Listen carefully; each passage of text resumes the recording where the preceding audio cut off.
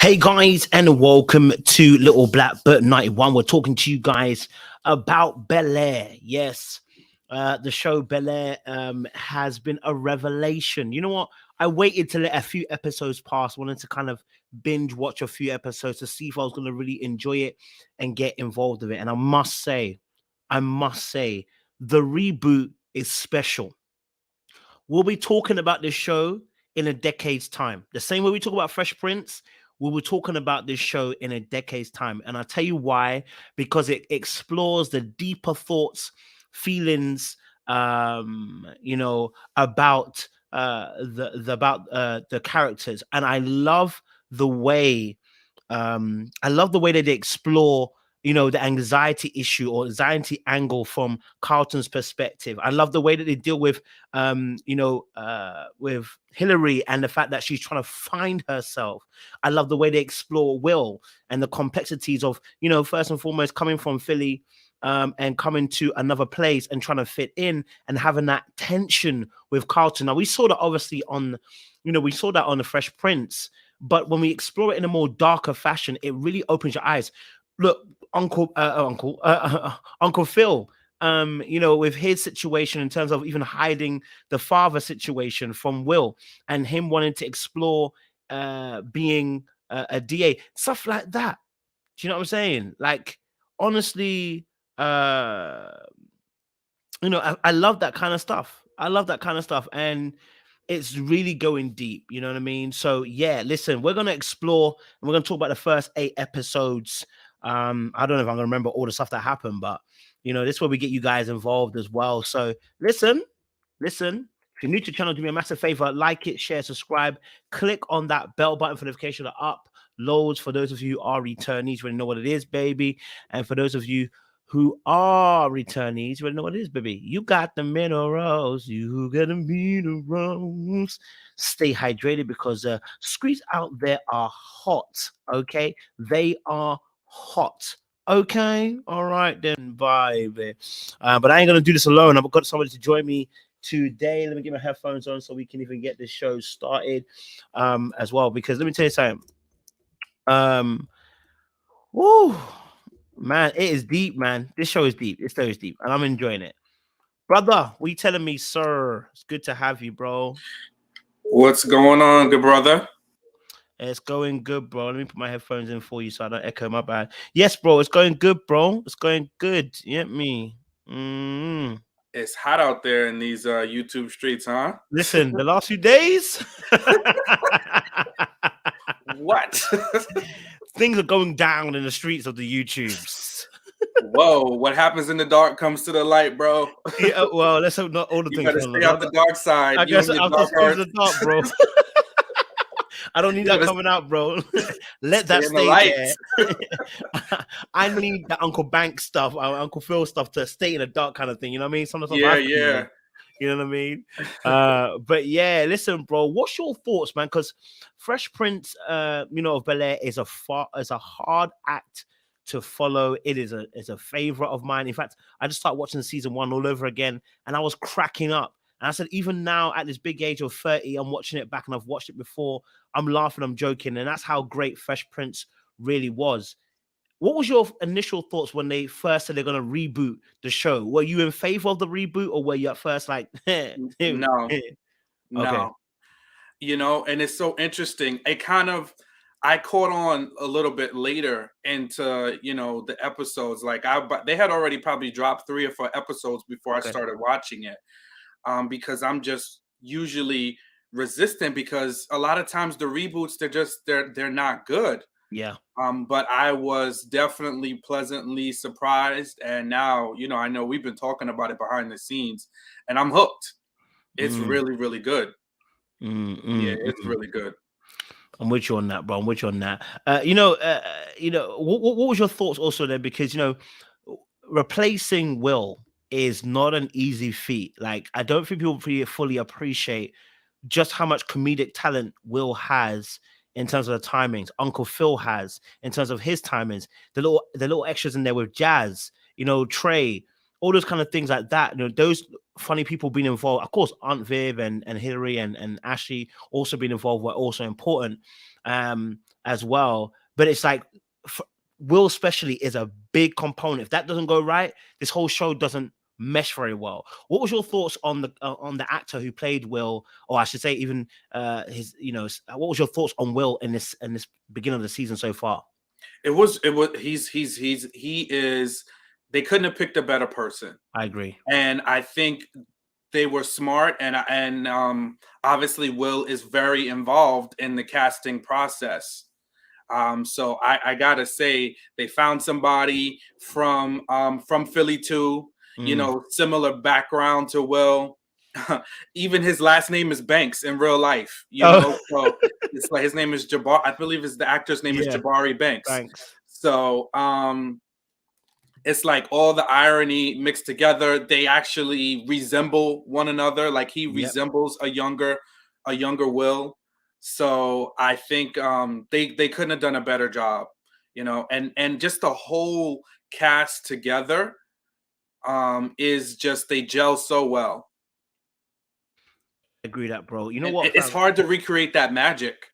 And do you know what, bro? You just said it. You hit the nail on the head. For me, it's first and foremost, the casting of Will is amazing, amazing. Um, someone said he, someone said he has an uncle called Phil too. But you know what? The recasting of this is amazing with Will. I think I watched an interview recently of him talking to Will about when he got the role, and his mannerisms even are quite similar to Will. The way he kind of jokes even a little bit. You that goofiness that Will had at that age, same kind of energy as well, which you're just like, wow. And I think that helps as well for an audience to transition us into it, because it's not, you're not taking us completely away. Someone trying to reimagine the role. We're kind of keeping that same relevant line along with that as well.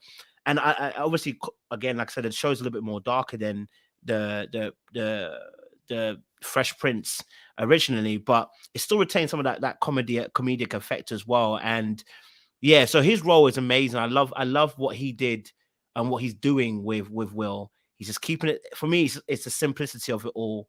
And yeah, I don't feel he's out of place at all in any shape or form. What was your thoughts on Carlton then as a character on the? Bro, I mean, it took me a while because I'm used to the Carlton. It's not unusual, like this is not that Carlton at all. You know what I mean? Bro is sniffing Adderall, cocaine, it's like Xanax. yikes, Yeah, but I think it's real. yeah, And I think they gave him like a fuller dimension. yeah. So they took the old Carlton and gave him some aspects of that, but Mm, then gave him real dimension as a person and not so much a caricature. Like we only saw glimpses of Carlton being a full realized, teenager yeah, at that yeah. time during the original show. But you see Carlton as a true, complete, real person. So I really like the way that they put that together.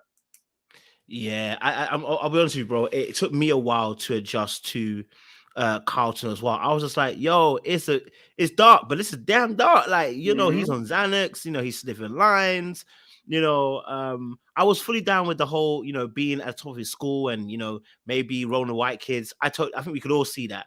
And I think that was totally in line and everything that I just was so thrown off by the Xanax stuff. I was like, whoa, I mean, they really are going in. But I did love the exploration behind, dealing with his anxiety, because I actually imagined that the Carlton in Fresh Prince, if I was to imagine him dark, he might have some anxiety in terms of, maybe I would have imagined it being that deep, but I would imagine a little bit of anxiety. I mean, I think they really went further along with the anxiety for him. I never expected him to be that that anxious in that sense. But I love that, like you said, I love the fact that they fleshed that out, because it gives a show another side to things. It's not just plain flat. It gives another, like you said, the word dimension to that as well, and it creates, obviously we'll talk about it as well, that tension that he had with Will in the very beginning. That fierce tension. I almost wish that they didn't kill off the tension so early. Because we're 8 episodes in, they kind of brought the tension down a little bit in episode 8. Maybe there'll be something that will turn up again, but I almost liked the competitiveness at the beginning, you know, that we got to see that you know, vice versa and that bish and bosh with each other. Do you know what I mean?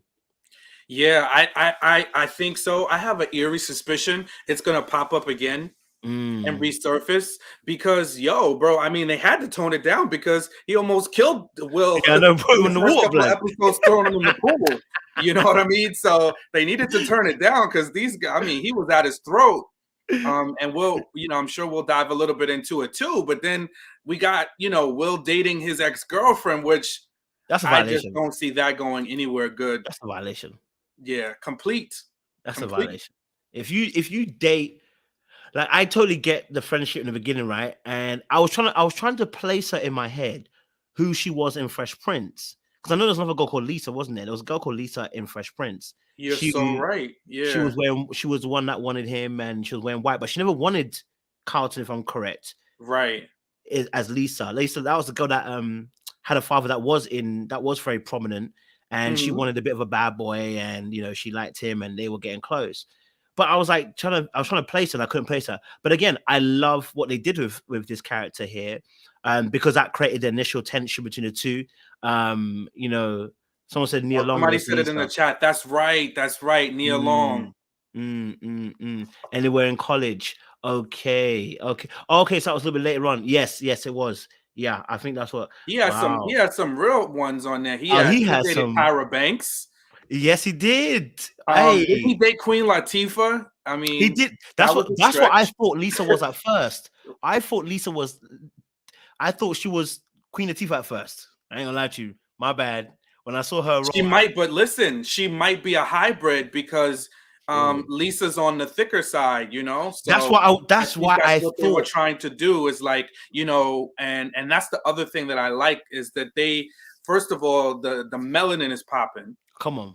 you know, so we got all the shades of Whew. melanin, right, and then they brought, you know, thick girl, curvy Mhm. girl, you know, we got, you know, Hillary in Hillary's there a that's a, you fine. know, slim thick, but look, call me weird, but I got a little crush on Aunt Viv. Aunt All Viv right, listen is to Aunt Viv is Aunt fine. Oh Viv my days, is bro. Aunt Viv is fine, brother. I like Aunt Viv from Fresh Prince too. I ain't gonna lie to you, she was fine too. But the this original one, the the first original Aunt one, Viv. the first one, not the second Yeah, one. yeah, yeah. First one, yeah. But this one here, bro, when she gets talking and she wants to set pace, you know when they went to the teacher, I said I'm in Uh-huh. love. When they told the teacher off and said you ain't check the cameras, I was in love. Mm.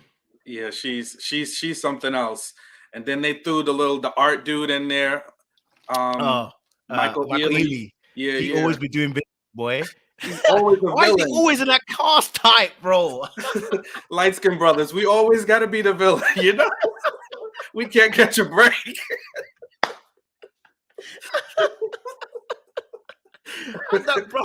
Had that brother on the madness, blood. Oh.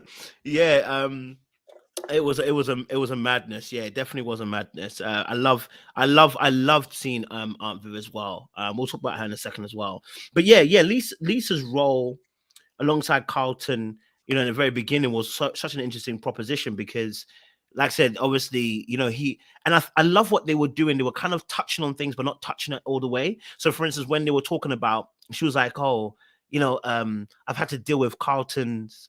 I've had to deal with Carlton's emotional side and put myself aside to kind of, you know, look after him, and that was kind of made out. You know, that kind of was brought up as well. Mm-hmm. And then, you know, we had the issue of them even getting closer as friends, and then pretending like they weren't feeling each other and then suddenly, you know, feeling each other. So I love that proposition. Now she trifling for that. I ain't gonna lie to you, she trifling, so is Will. Will was trifling, okay, because that's your cousin. Now I get it that obviously he wasn't cool with his cousin at the time, but you trifling, sir. Trifling. But we'll come on to the Yeah, storyline. no, he should have known, especially because nobody's dumb, right? And Will's character, he came from the streets, so Yeah, you know that you're coming on to technically Carlton's turf. You're yeah. coming to his school, you're living in his house, his parents are taking care of you, and now you're gonna take his girl, right? So either way, whether they were together or not, they're broken up or not, that's just, you don't go there, Out of line. so for him, number one, he's to blame first, Yep. and secondly, she's right there, because she should have known better than to you know to go into those uncharted waters where she I shouldn't have agree. been swimming. I agree. And you could see from the early stages, she was flirting, she was intrigued, she wanted to know. And then old girl's gonna get upset when she finds out about his background. Like, yo, Bro, I was you didn't give it time. yeah. You jumped in head first. There's no, you can't just think, oh, what, he's just this perfect kid that plopped out of nowhere. You know what I mean? So at the end of the day, I think like she was just super super judgmental You're gonna get vexed and about a putting gun her stuff charge. on him. She's gonna get vexed about a gun charge like he cheated or something. Fam, I mean, baby, that's the least of your worries. The fact that he lied about but being arrested for having a gun. That's what you vex. That's what you're vexed about. Now, of course, it's an emotional situation. We get it. All right. I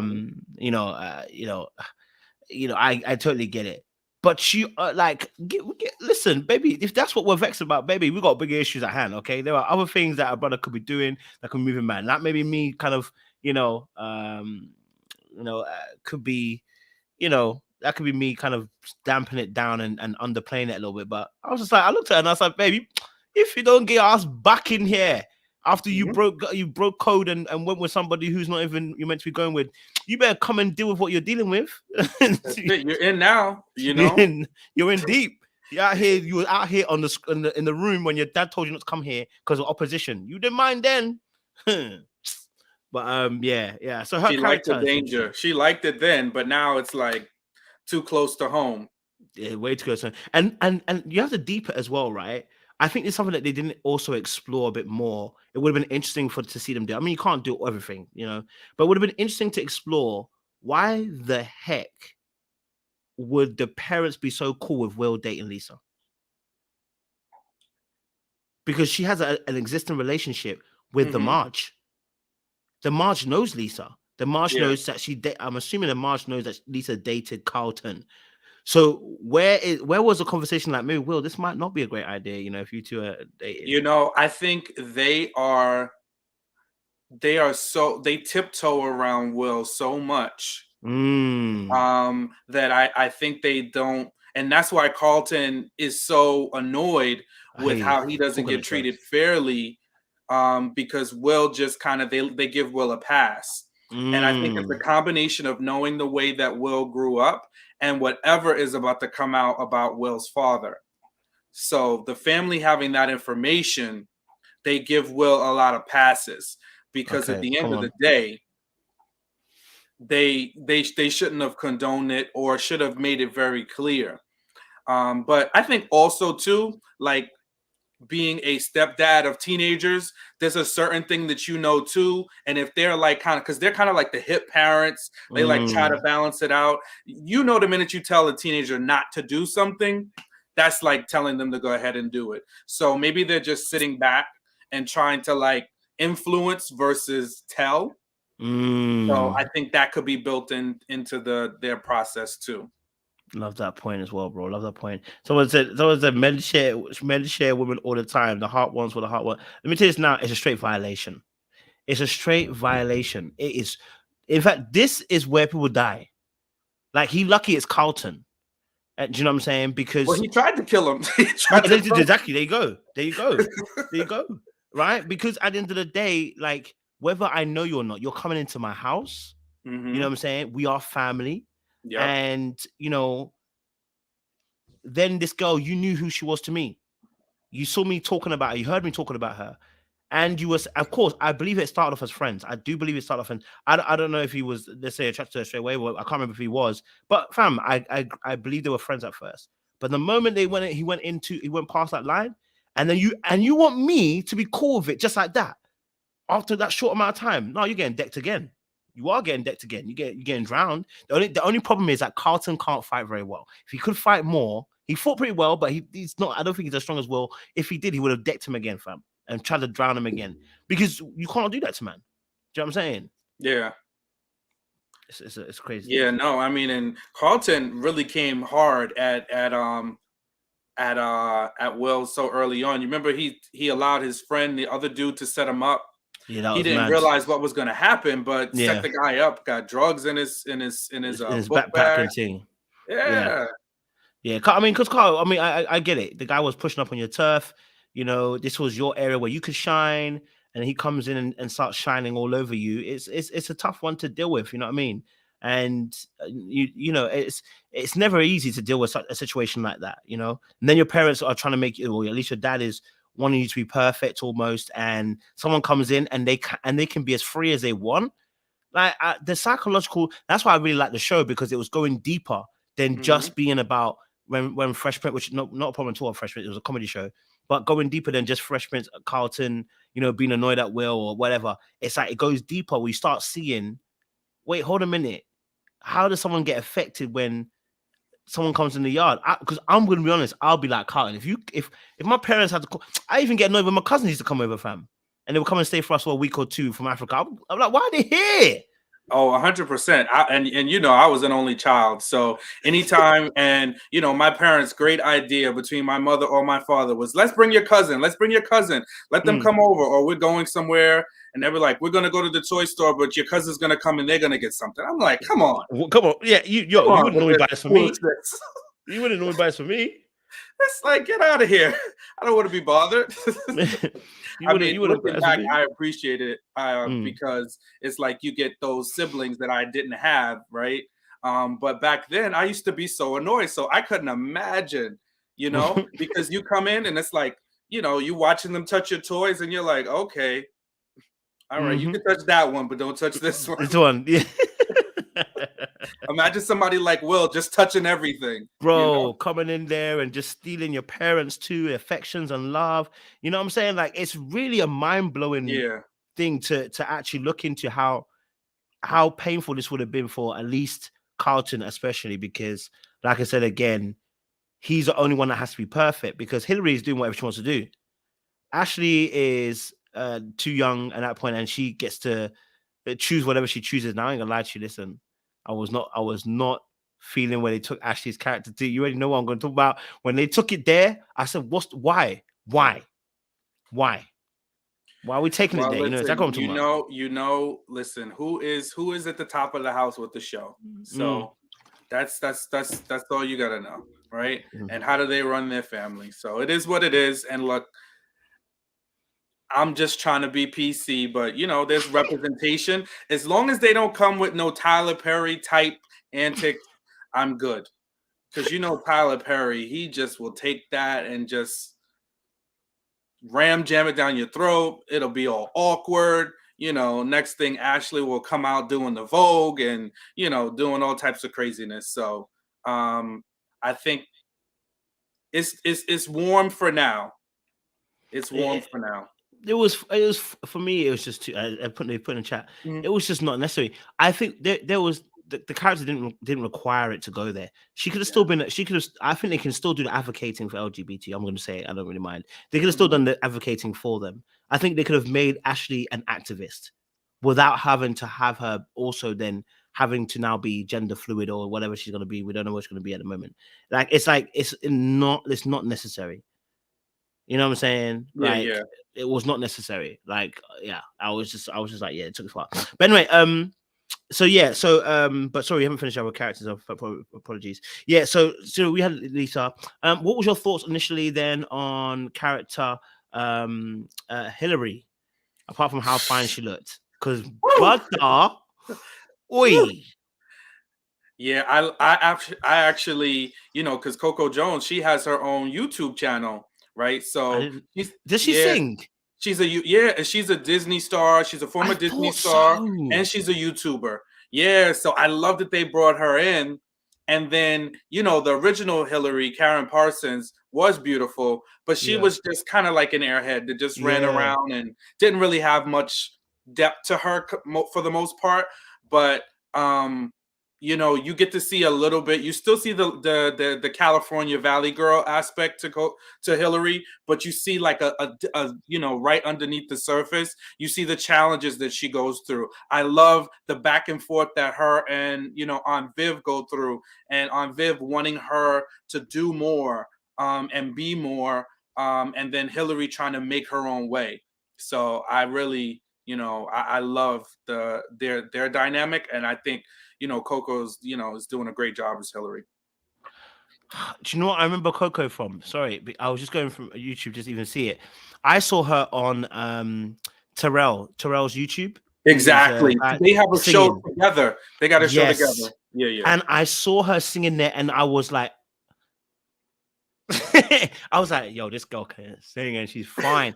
Like, honestly, like, it's wild. Okay, let me get past of how fine she is. But okay, no, but you know, yeah, she's fine. Listen, her look is striking first and foremost. I think she fits a perfect Hillary, and because they've kind of tweaked Hillary a little bit, where because in the series, in Fresh Prince, she actually made because I was watching series 1 again, and she actually made a comment about how she was changing her major into communications. Mm-hmm. If you update that to now, YouTube, TikTok, you know, kind of doing communications where you're running Mm-hmm. brand for business, same kind of thing. So I love the kind of aspect they took with her, and the fact that she, you know, was, you know, that she goes down that route of trying to, you know, be an influencer, you know, Mm-hmm. because that's how I'd imagine Hillary to be if she was in this day and age. Yeah. And what I loved is that they didn't make her an airhead. I think I would have been absolutely Yeah. frustrated if she was an airhead.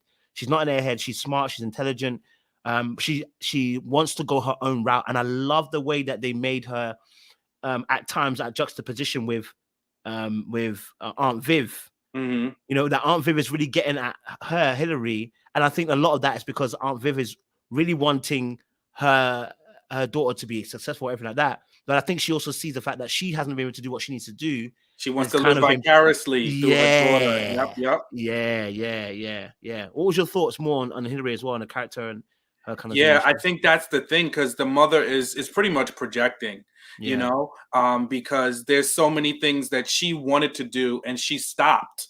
You know, she stopped her life to, you know, be a supportive wife, to be a mom, Yeah. and so she sees Hillary, you know, as having so many more options to be successful than she did. So she wants to push her out there, and she's just, her criticisms are, you know, like kind of crippling Hillary, but Mm. it's for her.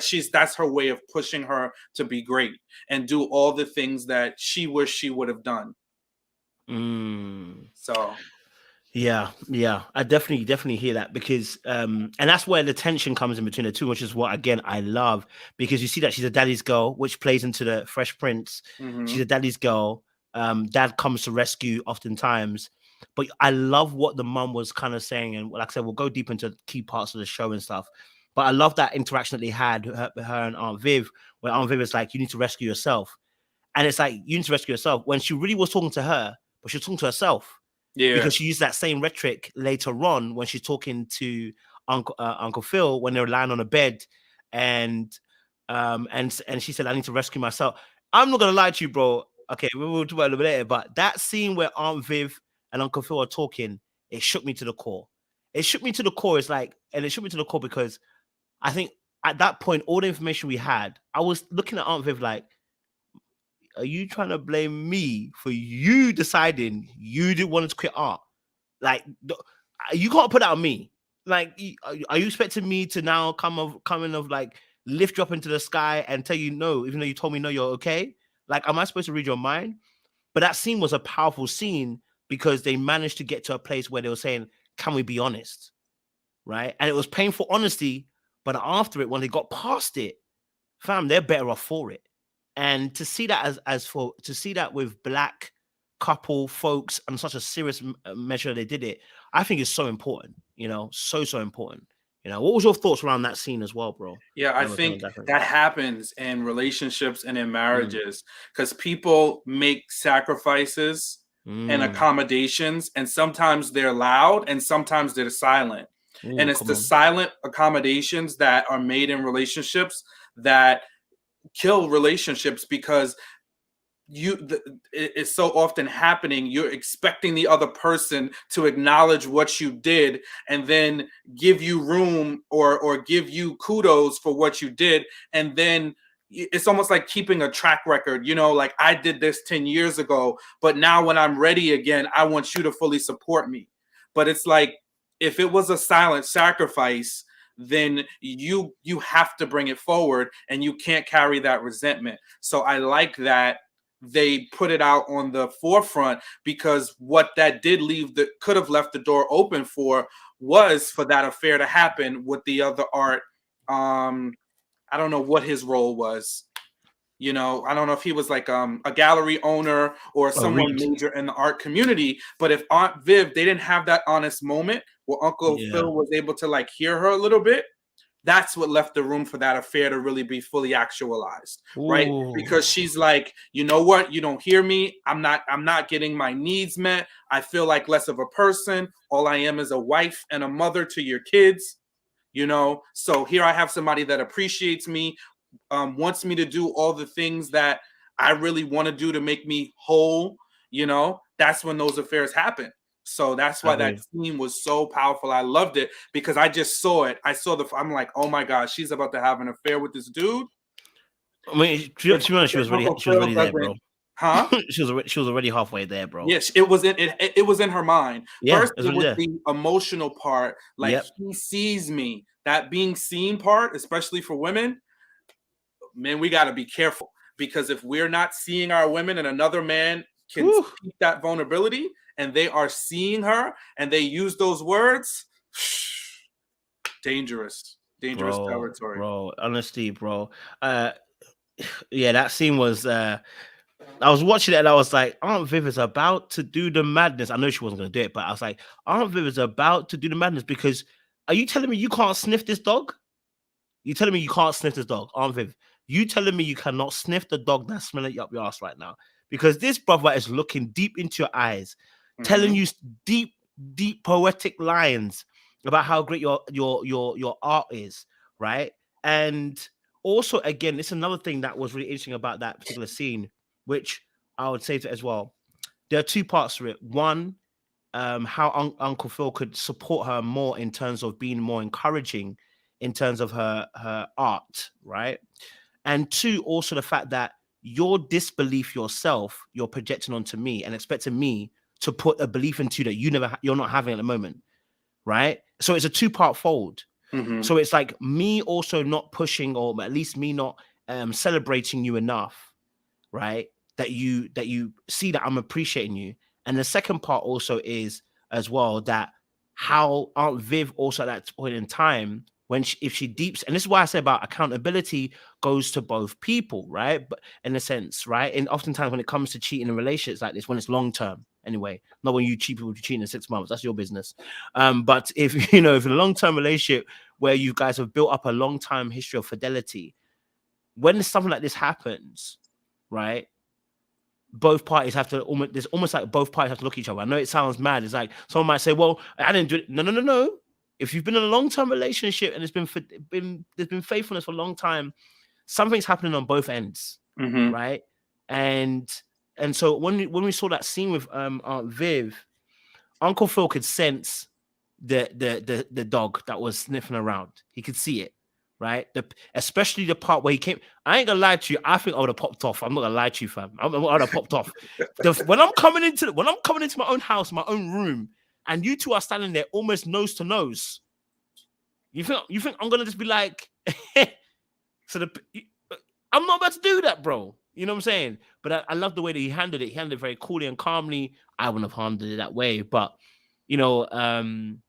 yeah, it was that was another thing as well. And then when he popped up, the part that was for me was that I was like, how are you just gonna pop up where she is and where she is, bro? Like, how are you just gonna pop up like that? Of course, he hit that Find My iPhone button on his phone. He was like, I got you.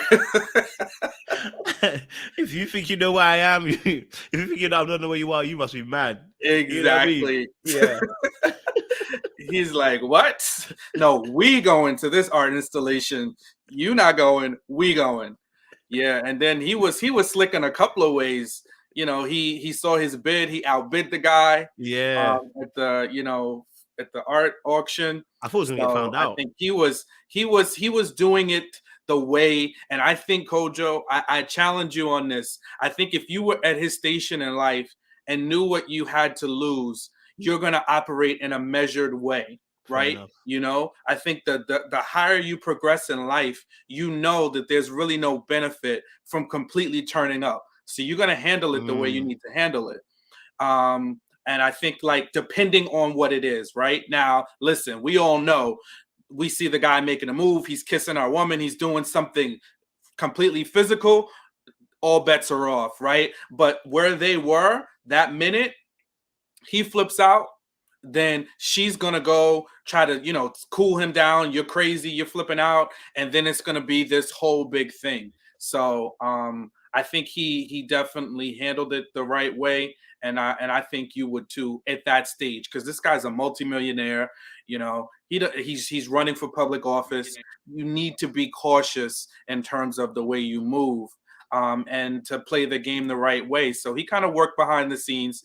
I like how quickly he caught himself and realizing that, hey, listen, I got to turn this ship before things get out of hand. And I think that just kind of makes me think about Geoffrey. I know we didn't get to him yet, but his character, oh man, that's another dope,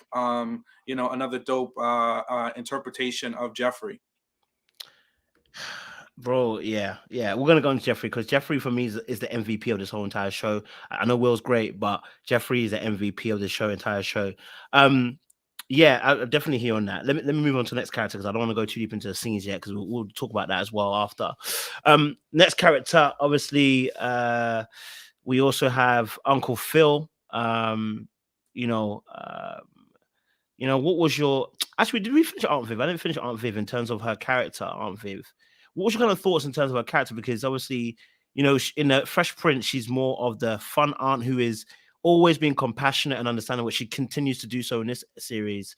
But we do get to see a more, like you said, it's almost the expansion of that one episode where Aunt Viv does the dance thing, where Yeah, she yeah. rediscovers her passion again.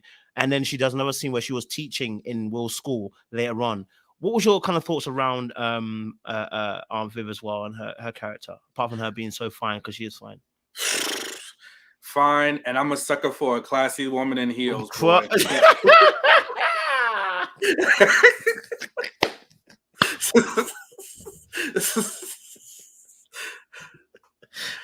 she may not be going anywhere, but Aunt Viv is gonna wear her heels and look damn good doing it. So just traipsing around the house, and that's fine by me. But yeah, no, she definitely has substance. I love the context of her background, and I like what they did with Will's mom and their dynamic, and then talking about how Will's mom sacrificed so that Aunt Viv Everything. can go to college, Yeah. right? So that she could, pursue her dreams, and that she was a big part of why Phil and Aunt Viv were able to be together. Yeah. And prosper because of the early sacrifices that Will's mom made. I forget her name. Shucks. Me too. Um, and and the mom, their mother. So yeah, no, I love it, and I like the different layers.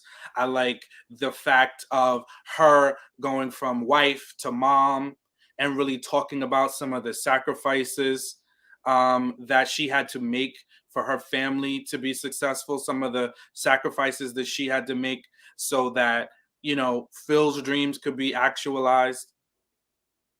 Bro, I'm with you on that. I'm so with you on that, man.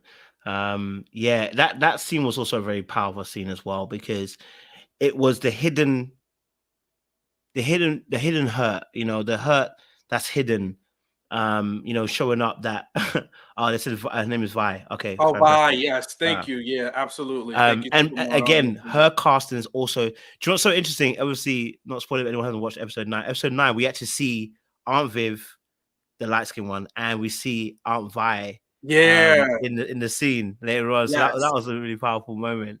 But yeah, no, you're actually right. That scene with Aunt Vi and Aunt Viv going at it was such an important scene, and you know, it was such an important scene because um when you see the dynamic of that kind of pain that she was feeling, you know, you sacrifice everything, your sister gets to go off but you have to stay. It's so, and I guess that adds to the whole reason why maybe Aunt Viv, because I think what they're doing is, which is really lit, is that the reason why they accepted Will to come over from West Philly to Bel-Air, because as much as we family, you ask me to take your kid when he's busting gunshots. No, because I've got kids. So you better Right. handle it. You know what I'm saying? Like, I've got kids. Like, if that's what he's doing over there, am I me as a man, am I gonna allow my wife's sister to say that you want her kid to come and stay with us when he been busting gunshots over there? And I'm running a campaign too? Nah, let me stay over there, baby. You know what I mean? Like, not everyone would have been so open, but like you said, there were certain things underlining as to why they were open to it Mm-hmm. and wanting to have them come over. You know what I'm saying? So the show kind of explored that, the guilt behind. Someone said we'll never bust no gunshot. Well, he busted in the side. He's bust whatever he busted in the sky. I'm not gonna wait to hear the full stories. As soon as I heard a gun in his hand, I'm gonna be like white folk. He had a gun in his hand and he got arrested for it. That's all I need to know. I don't That's care it. anything else. Enough said. Enough said. I'm not trying to explore anymore about why you did it. I don't care. You had a gun in your hand and you're busting gunshots. You know, And he did shoot. He just didn't. I shoot don't at think it somebody. landed. Yeah, it Yeah, didn't land on the. It went over the guy's. It went over the guy's head or yeah. over He his shot at shoulder, wherever it's. he shot Yeah, up in the sky. So yeah. he didn't shoot anybody. But yeah, no. Yeah. So it's just this. Yeah. So it's exploring deeper into why they almost feel guilty and as to why they're bringing him over as a true motivation. Them coming over. So let me get Chris Naffer and Essence also in as well because they're here today as well. So hey Hey Essence, hey y'all. Chris. Hey What's going y'all. on, Essence? What's up, Hey Chris? Sean. Hey Hi, Chris. hey Kojo, hey Sean, hey Hey Essence. Kojo. What's good? What's good? We're just talking about Aunt Viv and her character. Yeah. Before we get into any scenes, we're just talking about some of the characters and what our initial thoughts were around them. So Chris, what was your thoughts around Aunt Viv? What was your initial thoughts? I think that they did an amazing job casting her. I think she's absolutely stunning. Number one. Number two, I love how supportive she is of Philip's career. Mm, She wants to make sure that they keep moving forward, right? And so whatever that looks like for their family. So I like the character. And I just wanted to quickly go back to what when you and Sean were discussing her dynamic with Hillary. mm, It is very interesting, a relationship with a mother and daughter. mhm. And you guys can't relate to this because you're men, but Yeah. it gets weird. It gets Mm. weird. So I get like her How and so? Hillary having that really tough t- um that tough moment in their relationship with Hillary trying to figure When you say herself out. weird, when you say weird, how do you mean? Like, what? Help us to understand a bit more, then, so we can get that perspective. When you say it gets weird, what do you mean? Oh, sure. Well, I know personally, I can speak for my own experience. I know my relationship with my mom has always been a good one because I know she has my back, but a tough one sometimes because she wants to be in charge all of the time. And that works for a while, but as I begin to grow and get older, I wanted to make my own decisions, but she had a picture for my life. And so she would be really hard on me. And similar to Hillary, I was a daddy's girl. So I knew when she got too hard, I could be like, Dad, mom is really stressing me out. Mom is really being unreasonable. And he'd have my back, right? And he'd be like, hey, listen, don't stress her out. Give her a minute. Like, she's a good kid. So I knew I had that extra support on dad's side. So I used that to my advantage. But the weird part was more so the pressure.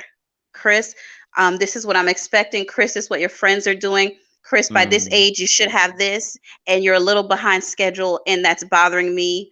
don't embarrass me, that kind of pressure. And you're like, I'm just trying to figure this out. Okay, I rocks with that. I rocks with that. Okay, I appreciate it, Chris. Okay, love for that. Thank you for sharing that. It's good to have a different perspective. Good to have a You're different welcome. perspective. Essence, what's your thoughts on character Aunt Viv? And Viv was casted perfectly. Chris Nantha, that's really interesting that you say that, because I definitely picked up on that contention between Aunt Viv and her daughter. And I thought that it was because Aunt Viv's character she has a lot of resentment, it feels like, because of she had to stop with her art because she chose to put family first and being a wife. And I felt like with Hillary, it's almost like a little bit of resentment, maybe, or maybe a little bit of, she doesn't want Hillary to I don't know, to I don't know I don't know, to not turn out like her, but to make choices to where she's not able to put herself in the best position to really live out her dreams the way she wants to. I picked up on that, but I do think Aunt Viv definitely is casted perfectly. She's beautiful. She has the essence of the original Aunt Viv, and I love her character. Love that. Love that. Thank you very much for that, Essence. Appreciate that.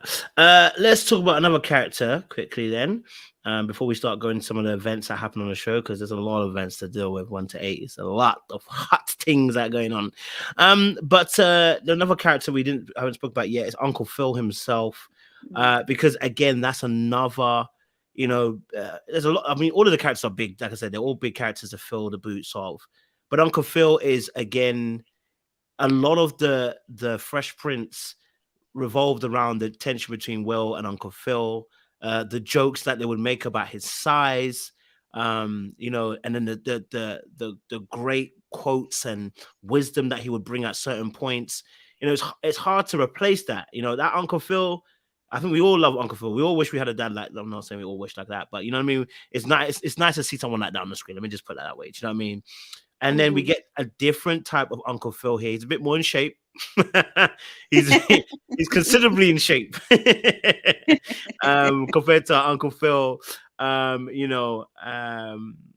again, it's a different type of feel with him. So I want to kind of get you guys' thoughts on Uncle Phil. And we know that obviously we get to see more of a relationship between him and Geoffrey, which is much more different than what we saw in Fresh Prince. So let me get ladies in first again. Essence, what was your thoughts on Uncle Phil? Just on his character? Just on his character, yeah, him being. Yeah. What your thoughts were? I felt like okay, so when I was first introduced to the new reimagined Uncle Phil, I was like, I like my Uncle Phil big and heavy, but I really got used to it. I love his character. I liked how when Will first got there, he really set the tone and the standard, where at first I thought he was coming off as harsh, but then I was like, that right there is the essence of the first Uncle Phil. Just a gentle, wise man. He's a leader. I like that they integrated Black fraternities in there and just gave us a little bit more pieces of who he is. I love Uncle Phil's character. Yeah, right. I love Uncle Phil's character and the dynamic between him and Geoffrey, and I'm sure we'll get to that. Yeah, that's a big Yes. dynamic, and I'm loving that, man. Chris Natha, what was your thoughts on Uncle Phil? And he's not a cuddly teddy bear anymore. What's your thoughts? Uncle Phil looked good. Listen, I am here Like a for Morris a. chestnut. I am here for. Listen, I Sure. love my Black men, and I was like, okay, Uncle, I see you, Uncle Phil. What's up? Like, he looked great. Okay. Yes, I think he was really handsome. I think Uncle Phil, he exudes like leadership, and that was the same thing as the original. So I love to see that part. And like Essence said, we got a bit of more of a background, because in the original series, we didn't really know much about Uncle Phil's past. We knew that he was an attorney and I believe a judge. I don't recall, but we knew that, yes, he had this high position, but we didn't really know anything about him prior to, just back in the college days and all that stuff. So it was really good to kind of get a almost like a little bit of a history lesson on who he is in this reimagined way. So I like that. Uncle Phil has to definitely, he can't cross the line, and that's, I think, hard for him. Mm, But he's so aware, like, okay, Will, don't say the wrong thing, right? Okay, mm. guys, we have to look like the right family, right? We have to be a certain way because we have certain milestones and goals that we're trying to obtain. So right, for me, I feel like casting wise, everybody was casted very well. But yeah, Uncle Phil, I think he's handsome. I think he's a leader. But I also think he's very complicated. Like, there's a lot of complex, because I think sometimes in politics you have to say or do things that you don't always Mm. 100%. It doesn't sit with you super well, but you have to kind of find your space. And so that's kind of what I've seen so far. So I'm looking forward to seeing where the series takes us with Uncle Phil. Yeah, and I like the fact that there is another side of Uncle Phil that I can even potentially look at and go, I don't like you. I like the fact that there's another dimension to him. Do you know what I mean? Like when he was doing it, when the whole Will's dad situation was happening, I was looking at him like, I don't like you right now. But I like the fact that I could do that because obviously in Fresh Prince, we only, of course, you might you look at him and he's a funny guy or the guy that calls Will's taking the mick out of. But I love the fact that I love the fact that in this particular aspect, you see Uncle Phil, being someone who we get to see more different sides of. And yeah, right. That's Chris pointed out the fact that he can't cross the line, and Geoffrey gives him Geoffrey gave him the roundhouse up, down, left, right combo special of a readout. Like, brother, even I was looking at him like, brother, you employed, sir. I need you to chill. You are employed. You don't talk to your employer like that. Relax yourself, Geoffrey. But Yeah. yeah, it's good to see the other aspects of Uncle Phil in a different light, and it's nice to see him in this form. Definitely. What are you gonna say, Chris? You were gonna say something? No, I was just gonna say that I agree with you. But I guess we're not there yet. So maybe I'll wait. It was about Geoffrey, but I'll wait. Oh, okay. Yeah, I'll get you there. Don't worry. Sean, what's your thoughts on Uncle Phil?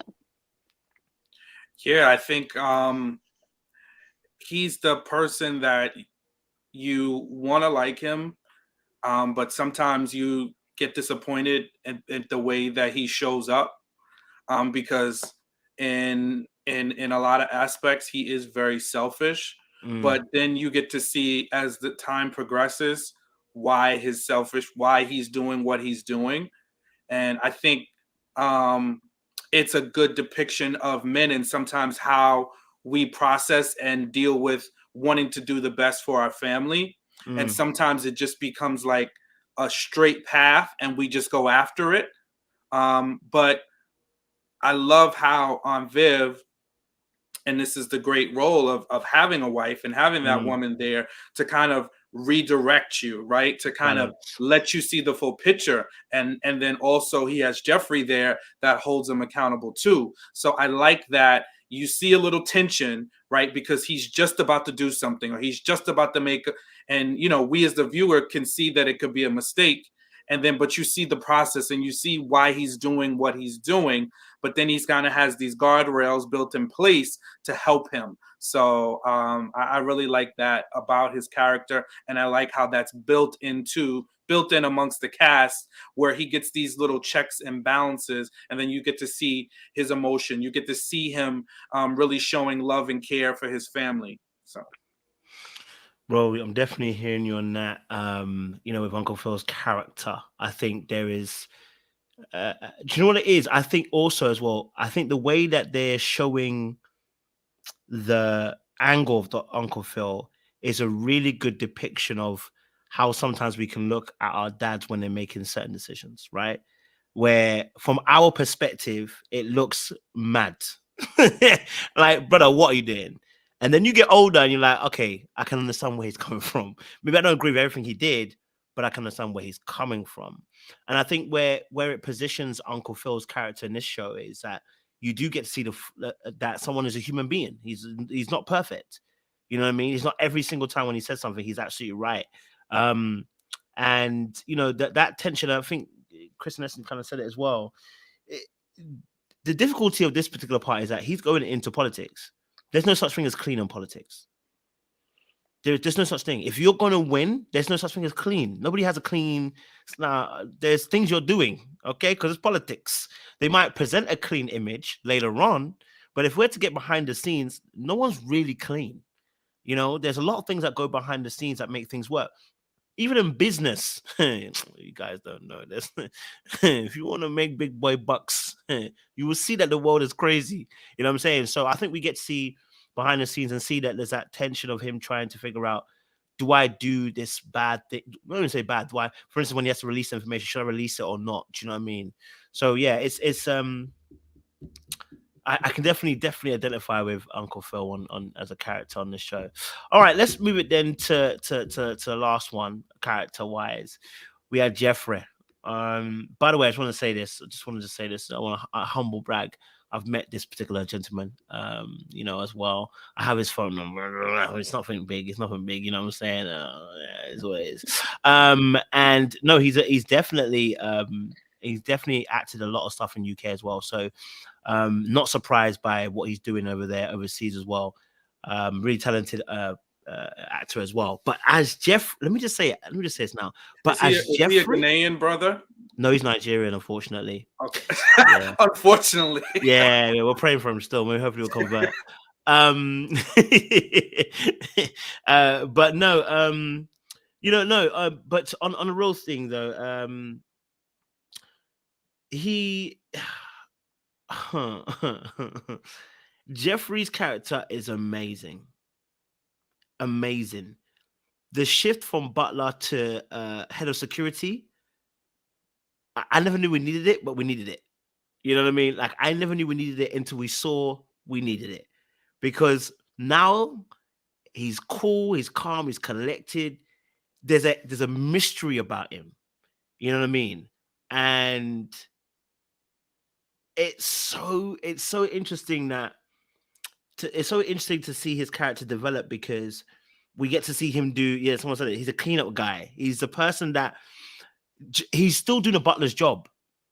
It's just revamped. It's like without him, things are not going to work together, just like he did that in the house beforehand.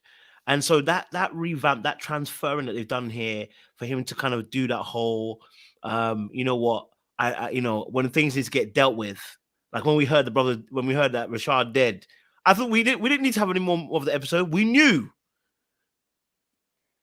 I still don't know what happened. What happened? Huh? I still don't know what happened to Rashad. Oh, he killed him. Or he had him killed. Is that what happened? Yeah, we don't know for sure, but that's what they're alluding to. You know what I mean?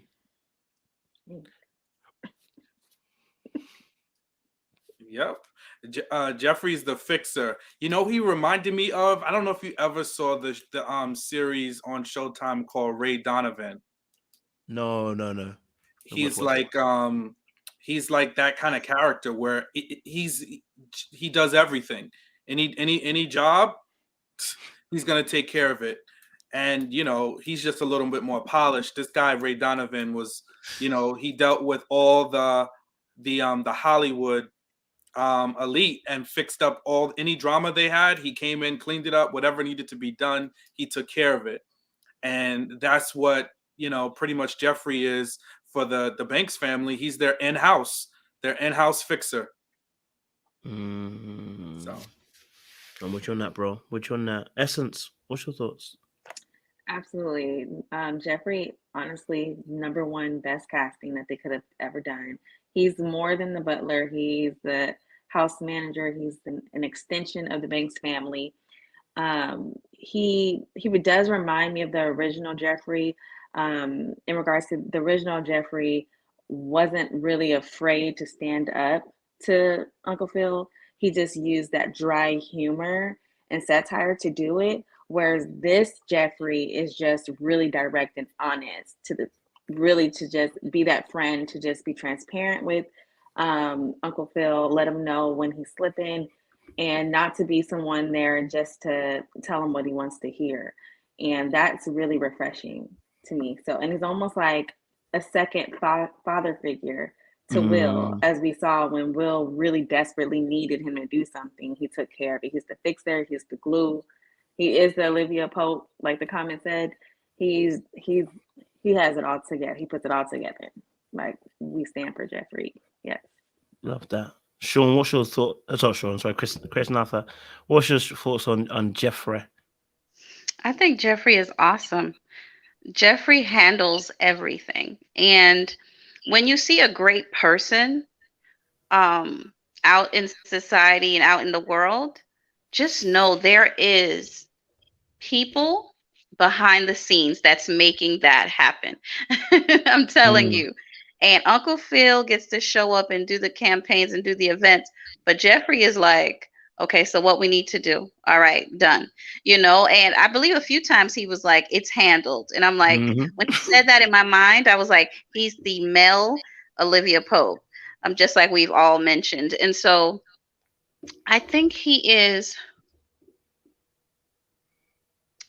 hmm, I think with Geoffrey, of course, it's a job, but over so many years, that's like become his family as well. And so I think he is affected when things go left. Um, and so I think that's why things have kind of come to where they are with him and Phil. But I think it was a great, great casting. I think he's doing an amazing job. However, Geoffrey know where all the bodies are buried.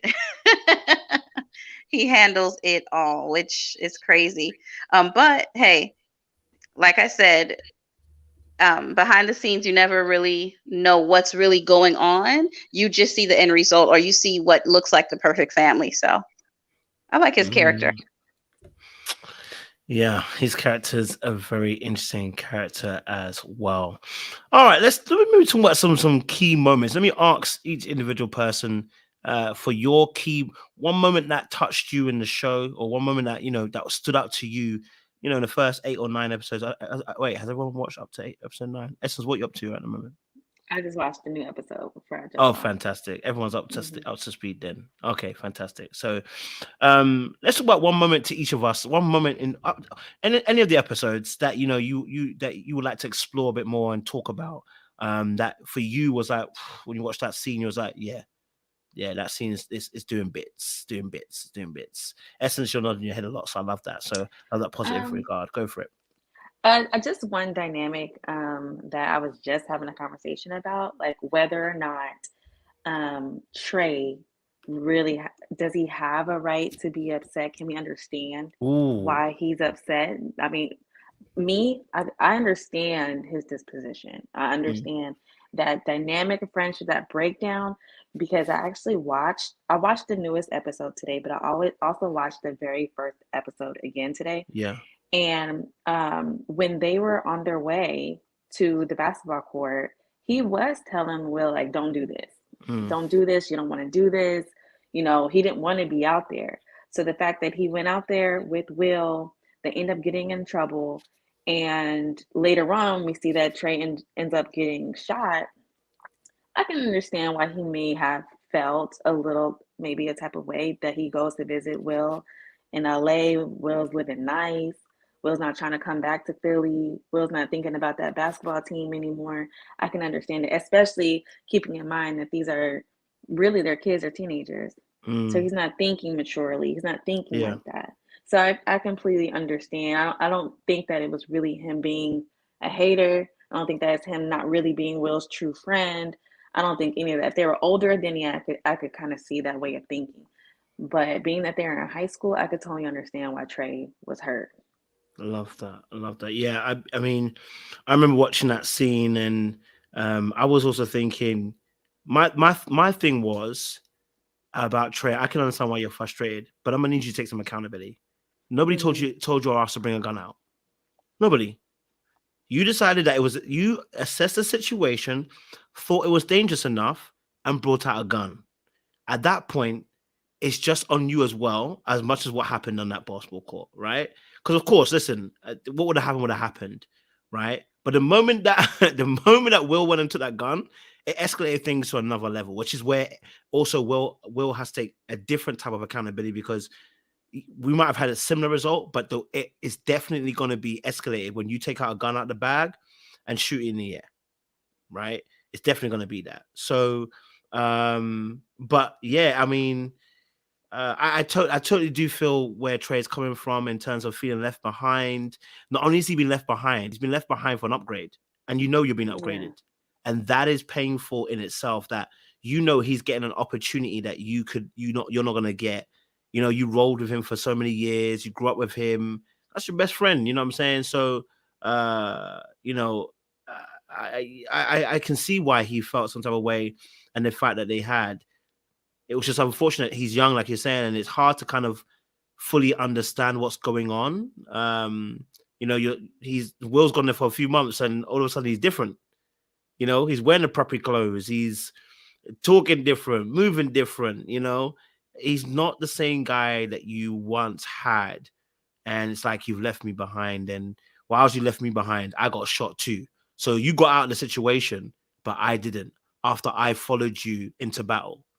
It's like you've left me behind. So I'm with Trey you. hasn't even processed it yet because when There we when he go. comes to visit Will, he literally keeps referencing Will coming back. When you come back, when you come back, it's like he ain't coming back. You need to ask him again if he's coming back or not. I'll take your point. Sean, what's your thoughts on Trey's situation that he was upset with? Yeah, I think that definitely was a defining moment, right? Because you feel the pull on Will's character. We see the progress, and then you see the pull on him to go back into his old environment. And I think that's what keeps us captivated. Like, I feel like Siskel and Ebert when I'm watching this show, because there's so much, like there's tension, like there's constant tension of what's Will going to do next. Is he going to get pulled back into his old Philly environment very early on? And I love the fact that you see this dynamic, because this happens to all of us, you know, not all of us, but it can happen, right? You know, maybe some of us go away to college, and then some of our friends that we grew up with don't, right? Or we may have family members that go away to college, and we progress, right? And then when we come back home from school, you know, so it's not as traumatic as a shooting or violence, but when we come back, we're a little different. And we might be talking about a little bit of different things, and they don't understand us. And for them, it's kind of like, well, you forgetting who you were. But for the person that's in the other side, it's, I'm trying to progress. I'm seeing better things. I'm doing better. And eventually these are some things that if you were to do this stuff, it could help you too. And I think, and Will, in his mind, he wanted to bring Trey along, right? And he wanted to say, you know, Trey, come live with us, right? You can come be part of all this too, but you can't bring everybody. You can't. And it's that survivor's remorse, right? That sometimes happens, but you can't bring everybody along. And unfortunately, it was a defining moment in their friendship where Trey just wasn't ready to come along, you know, and he needed to go back home to Philly. Now, that doesn't mean he won't progress and might do other things, but he wasn't ready now. I'm hearing you, bro. I love that breakdown you brought there, bro. You know, survivors. Yo, okay, I hear you. Chris, what was your thoughts on Trey situation with Will? That was a big fight that they had, and you know, what was your thoughts? That was a really tough scene, because you have to grieve those friendships when they end. And like you said, that was his best friend. And so now this has to end. So I can't imagine how hard that is. But I know being in situations where, being in my 30s now, I've realized that friendships can shift. And I know when I was going to college and all of my friends are going to different schools and just experiencing different things, there was like a weird shift in our friendship. Then in our late 20s, when a lot of them started getting married and having kids, there was another shift. And that was hard for all of us. And I remember there were moments where I felt like, man, they're leaving me behind. There are moments where they felt like I was leaving them behind. So I can definitely understand just that hard realization that things will never be what they used to be. And that's hard. I wanted Trey to get it so bad, but I had to remember how old he was. Mm. And when you're young, everything's emotional. Everything. You're mad, so you're gonna act or say something. Some of us still act like that, hopefully not. But the 36-year-old me can look at that and say, oh man, no, Trey, this is a better opportunity. Be happy for him, even though it's hard for you. But if I was 17, I was like, okay, I get it. But yeah, they definitely both need to take accountability for that. But I can understand it being hard to accept that Will is not coming back. And I actually was happy, and I didn't want Will to go back. Going back to what? Yeah. When he kept saying, well, I'm Philly and this isn't me. Listen, I get so mad when people, it's okay to be proud of where you're from, right? A lot of people, we rep where we're from. But I get mad when people be dead focused on repping a certain place. I'm going to, till I die. Listen, you don't own the block. It doesn't belong to you. Your name is not on the street. You don't own this neighborhood. I know you've been here your whole life. Like, allow yourself to progress. Y'all don't have to like the comment, but that's what it is. But this is my 30-year-old something, my 30-something, should I say, year old self saying that, right? But it's like, allow yourself to have more. And so I think that moment is just a bigger message of allowing yourself to have more. It's okay to evolve. And yes, there's some guilt there because there's people that can't go with you, like Sean said, but allow yourself to evolve. It's okay. So that's what I took from that scene. Yeah, I'm definitely hearing that. Since we're already on it, let me quickly get your thoughts then on when Vi also was putting pressure then on Will to come back, or thinking he was going to come back as well, and holding that tension, because that created a whole storm between Aunt Viv and Vi, because and I could see where Vi would be coming from, maybe thinking that is Aunt Viv trying to influence Will to stay where she is, which is more of a projection, I would have thought, but still I could understand where she might be coming from. But then obviously having Aunt Viv as well, wanting Will to stay and Vi wanting him to come back. What was your kind of thoughts on that tension that was being held there? Because that obviously led to other conversations between the two of them. But what was your kind of thoughts around there as well? I see Sean has touched on the screen, so you can go for it, bro.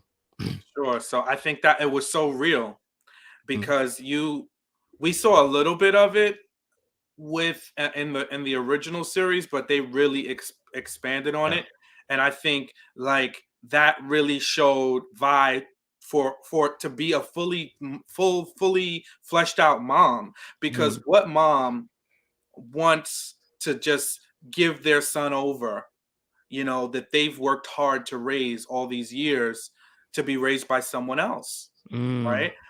Especially now once the danger has passed, right? She could understand the short-term sacrifice, right, of being without him because his life was in jeopardy. But now that threat was no longer there, to now be in a position to have him still wanting to permanently stay with your sister, who there's already animosity and some tension with, and the sister and her her husband can give your child a better life financially than you can, and expose them to things. So that, I think, was the ultimate sacrifice. And I love how we went through all the different types of emotions that you're going to have, because the first emotion is to shut it down, right, and tell them, just come home. The second one is to try to do it the back door way, and then finally she got it and realized that this was really the best place for Will, right? And she allowed him to make the choice himself and was supportive of whatever choice he made. So I love how we got to see all those different paths that she kind of went through, because that's real. Every time we know that there's a right decision that we have to make, we don't always make it immediately. Sometimes we got to get knocked around a little bit to get the reality of it. And I think that just showed the humanity of her. So that was actually one of my favorite scenes in the in the show so far. I love those points. Chris Nuthall, what was your thoughts on Aunt Viv via tension, with Will coming home and stuff like that and around that? Well, I know that it was super hard for his mother because clearly she loves her son. That's her only child. It's just them two. Um, but I know that there was that weird thing going on with Aunt Viv. So you could always hear like whenever they got on the phone, there was this weird energy, and I was Mm, like, oh goodness, what's gonna happen? Who's gonna say something crazy? So there was always this weird like, no, I'm not making him want to stay. He wants to stay. Like, kind of like, are you trying to keep my son there? So it was weird and it was uncomfortable between the moms. But with Will, of course, ultimately we know that him staying in Bel-Air was the best decision. I'm sure it wasn't easy. I'm not a mom, but I cannot imagine. And I remember, and I was a little older than Will, but I remember when I had to move away, and my mother, I'm be honest, she made it about her, right? And so here I am now feeling guilty. And I remember a family member said, Chris Natha, you're so selfish because you want to leave your mother. And I thought, seriously? Why does all of my decisions have to be about her? Right. And so I was kind of feeling like, has anybody considered me and my plans and what I need to do? So I can definitely, I'm just thinking about Will in this moment. Of course, he's still a minor. I believe he was 17, but just kind of feeling like, okay, there's guilt because my mom misses me and I miss her. So I want to be with her, but I also know there's opportunity here for me and I don't want to miss that either. So definitely some tough decisions to make, but ultimately the best decision was made. I'm hearing you on that. Hearing you on that. Thank you very much, Chris, again with a good rundown. Essence. Time is that? Sorry. Yeah, I definitely agree with everyone's thoughts. I could relate to Will because I actually moved from California across the country at his age, at 17. So I could totally relate to that. But I also I found that Unviv was really delicate with communicating with Vi because she knows that that's a very sensitive topic. You Mm, don't really know how to approach it because that's Mama Bear and Will is the only child. So it's been good to see him not only having, more opportunities for being exposed to different things in LA, but also the dynamics and learning things amongst his cousins as well. That's been an experience for him. Also, having an actual father figure is an experience. That's one of the first things that he said the first episode. I don't need a dad. I've always been on my own. That's mm, been his paradigm. So being able to see that shift, I think that that's something that Bai really had to come to terms with. And it took her a minute, it took her a while. And maybe we'll get to when she visited Will. But even then, it was almost like she was trying to do a guilt trip with Will when they were at the carnival. And it took her a while to come to terms with it because, as any parent, I can imagine we want to give our kids the best life, the most opportunities, put them in the best positions to succeed. And she has to understand that that's exactly what she did by sending him to Bel-Air. That's exactly what she did. She put him in the best position. If anything, I'd like to see Vi move. Honestly, I wouldn't. If she was my mom, I wouldn't want her out in Philly by herself. It just got rough over there, and he just got people looking for him, and all, I wouldn't want her out there. mm. I hear you on this, man. I hear you on this, man. Listen, again, I love what they're doing with, like I said, the depth that they're going to and exploring characters, motivations, their emotions, what they're going through as well. And if I think for Aunt Vi, being a single mother, grew up in Philly, Lou's already left. Now Will too, and I know it's the two different situations, but I can understand how that can also be an effect as well. Do you know what I mean? And so letting your son go is never going to be easy, is it? Boys and their mums, it's never going to be easy. And so I can totally understand there being a little bit of a reaction in terms of almost wanting to claw him back into Philly. And it was tough because, again, I think this is also a highlight for people as well, because I'm going to say something probably a bit wild, isn't it? But I think it was a good highlight because It is the cautiousness of where men. This is part of it is why why young boys need men. They need father figures, right? Because that attachment that women have to their children often isn't the same with men, right? Yeah, if my son is 17 telling me he's going off somewhere, I'm like, brother, enjoy yourself. Go out there, then, mate. Yeah. Go on and out there, man. Make me proud, boy. You know what I'm saying? Right? But mothers will see it as they've nurtured this young man for a long time. That's my baby, and there's a lot of emotions around it. And luckily, what we saw with Aunt Viv and Aunt Vi, what we didn't see from especially Aunt Vi, because that's her son, is the manipulative part. Now, there was a tiny bit. It wasn't with this situation. It was with the dad situation. And I loved it. I didn't think Will would have at 17, I don't know if he would have the vocabulary to do it, but he called his mum out. At 17, I was like, rah, he actually called his mum out. At 17, managed to call her out for manipulating the situation slightly when she was trying to say about why they haven't seen the dad or whatever.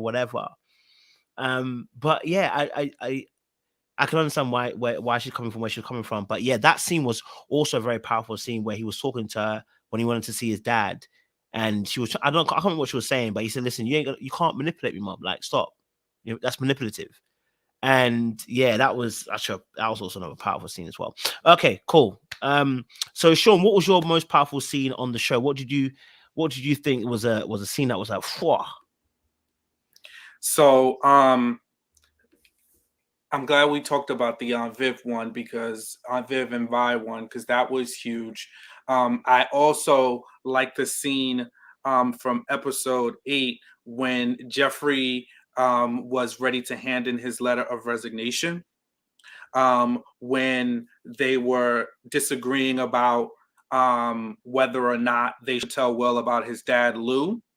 And this is when you really see the power of Geoffrey's character. And there's 2 scenes where you see the power in his character. This one, and with him being willing to, because you're not going to treat him like he's your lackey. Come on. Right? He has an opinion. He's not afraid to tell you when you're wrong. He has your back. He's always going to, help you, but he will call you out. And if he thinks something is right, he's going to tell you. And if he thinks something is wrong, he's going to tell you. And he was right there about to resign. And then Will stopped him because unknowingly, Will asked him to do something. And Geoffrey is that task-oriented person. And you always saw this even in this series. And I like how you see nods to the original series in this. Geoffrey and Will always had that great relationship because they understood each other, because they were both really outsiders in the world of the Banks household. Ooh, Sean, you be coming up with these things. All right, go on, sir. Yeah, I just like that in that moment where he stopped him, because you knew it, we didn't see the resignation letter, but you knew what it was after that heated conversation. And Will comes in and he was like, I really want you to help me find my father. Geoffrey had the answers, but he was like, all right, I got you. So that for me was a powerful, powerful moment. And I love that. I like seeing the dynamic between Will and Geoffrey, and also between Geoffrey and Phil. Love that.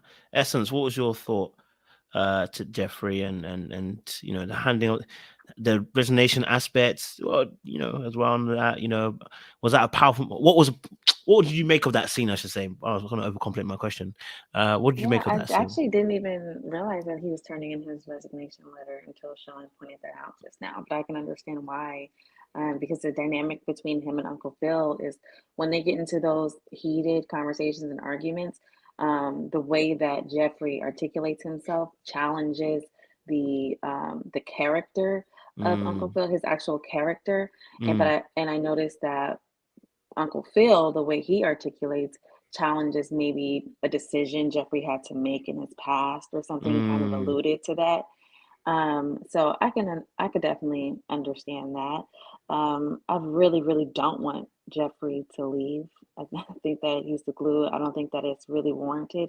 And I agree with what you said earlier about Uncle Phil showing us kind of parts of himself that we can actually say, you know what, I really don't like that part, because I really agree. That was an interesting dynamic when Geoffrey was saying, look, I don't agree. It's Mm-hmm. not your decision to say Will should not be meeting his father. That's not Mm-hmm. your decision. We don't know what's going. Something's interesting going on with Lou. I can't figure it out. I don't have any idea what's going on. I don't know if you guys have any idea or thoughts about that. But Geoffrey obviously felt really conflicted about that. So I understand why he would put in his letter of resignation, but I really don't want him to go. And I think he'll be back. I hear that. Yep, I love that. Thank you, Addison. It's a good breakdown. Chris, what was your thoughts to Geoffrey handing his resignation, about to hand his resignation letter in? Mm-hmm.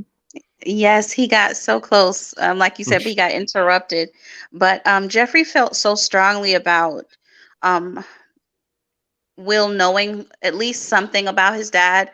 Not that he wanted them to be best friends, but that he should have some answers to his questions. And of course, they alluded to the fact that Jeffrey has a son, and that might be the reason why this is such a touchy subject for him. But it don't matter if you were hiding the bodies or what you got going on. There's going to be something that you are asked to do, faced with, that you say, okay, this is now causing me some pause. Let me think about this. Something is going to resonate with you. So I thought that was really tough because um, like Uncle Phil mentioned that Geoffrey, of course, works for him. However, he was uncomfortable with something. And you get to say that you're uncomfortable with something, even though you are employed to do a job, right? So yeah, that was an intense moment, but I'm glad that he spoke up. Um, yeah, I'm glad he spoke up, but that was super intense. But maybe that's what Uncle Phil needed to hear, because until then, I think we see Uncle Phil in a way where, in a light where nobody really tells him no so much, right? He's like, this is what we're doing. This is what the family's doing. This is the direction we're headed, and that's it. And then everyone falls in line. So Geoffrey was like, no, not today, right? So that I was don't play those intense. games. Super intense, but I think it was necessary because, of course, I know we'll eventually find out more about Lou, the big bomb, whatever that is. But whatever that secret is or whatever. But it's good to have Uncle Phil see a different perspective. Like, I know how you feel, but let's consider how Will might feel, because that is a void. That's a space in his heart that he knows nothing. It's one thing to know, okay, my dad's gone, but to know nothing about him, I have to imagine that's pretty difficult. So that was an intense but necessary scene, I think. Love that. Yeah, I mean, whew, Geoffrey is something else, man. He's special, man. And yeah, that moment when he was just, you see him take the envelope out of his pocket and he's just about to hand it down. Will comes in, and then Will just lets him know, listen, hey, look, I need to find my dad. And we do get that bit more insight maybe into his motivations, why Geoffrey's really on it to kind of help Will in that sense. And that's probably like episode 9 when I think Uncle Phil actually reads Geoffrey back a little bit by saying, "You're heavily invested in this because you got your own son back in the UK." You know what I mean? It was a read for read at that point. But yeah, no. So it's a powerful moment because again, it's about Will having someone who he can trust to do something for him, right? And I think with Geoffrey, I think, and even that scene that scene coupled with him leaving that scene where these two, it got to a point where these two shake hands. So I almost cried my tear, baby. Okay, I almost cried with Uncle Phil when he cried. He had that one tear that came out. You know that one tear as a man when you cry that tear, that's a serious tear. You ladies need to know. Listen, you don't need to see both of them. If you see one of them, it's a serious tear. You know what I'm saying? It means I'm holding it down, but I'm gonna let it go for a little, just a little. And so yeah, just that, just that little powerful scene as well, where they have that moment as well. There's a brotherhood there. There is a respect there. there is a definite respect there. It's just that at one point, Uncle Phil, Uncle Phil utilized his position of authority, in that moment. But there's definitely a love and a respect there. And again, it's good to see that from a black perspective, I would say, right? That there's a massive disagreement, huge. Someone thinks it's a violation, even the fact that he even helped Will, right? But even at that moment, it's not. We're not duking it out. We're not punching each other in the face and getting out. We probably wouldn't win anyway, Disney. He probably knows. But we're not going to fight each other and get rid of the situation. There's a shake of hands, and we're going to leave. Even that, Geoffrey saves him because he said, "Listen, you firing me is going to cause questions. Let me even resign. Like, let me go on a trip. Like, fam, someone's thinking about you. Like, you have to deep it. Geoffrey, even in the moment when he's been kicked down, is still thinking about you. That's You know love. what I mean? That's love. Yeah. That's brotherhood. And I think, Kojo, what you touched on, right? It's showing true brotherhood, and that brotherhood friendship between two black men. And I think that is powerful. And that we don't often get to see it in that way, right? So but I think this is another part of Phil and his family that knows him, especially Aunt Viv, because she peeped it. She was like, what happened? Yeah. Like, she's pressing him a little bit to say what really happened, and he's trying to dodge it a little bit, but I have an eerie suspicion, and this is just me thinking as I've been watching, but she's going to continue to she could be the one to bring it all back and bring Geoffrey back into the house, because she's like, no, I'm not buying this whole trip to wherever to see your family. It sounds off. Yeah. Any other thoughts, Chris, in essence? I was just gonna say the fact that they have this brotherhood and respect for one another. I'm really expecting for whatever this is with Lou to be something really big and significant for him to have been let go for finding him or any information on him. Like, they really have, just the anticipation is there. Like, what is it? What do you think it is? What do you think Uncle I Phil don't know. What do y'all think it is? I think there's a lot of guilt. Yeah, there's a lot of guilt. Even when Aunt Viv and Vi, when they briefly brought up Lou, they were like, it was almost like a guilt for Will. And I feel like maybe, I know she said she told Will that he stole money from her and did all this stuff. Maybe Uncle Phil had him arrested for it. Who knows? Because if my brother-in-law is a lawyer or whatever, and you stealing from me, oh baby, it's going down. Because I'm pulling the string. I don't care what y'all think, whether it's legal or not legal. Oh, I can't say it on YouTube. Of course, if it's legal, but I'm making sure that I'm pulling on the people that can help me. You know what I'm saying? So maybe that's what happened. And because Will is young, he will resent all of them for it, because he may not grasp, like, okay, she was in a tight situation, they were helping her. He might just say, y'all ruined my life. When you're young and you're mad and you see it one way, you don't see the bigger picture. But we will definitely find out what's in that doggone envelope. We're gonna find out. Jeffrey said something like, if it comes out, it would affect the family too, or something like that. Yeah, whatever's in here could affect the family. He did something. But Will, I don't know if he tried to steal money from, because Aunt Viv said she knew him. So I don't know if he tried to manipulate or steal money from Aunt Viv and Uncle Phil.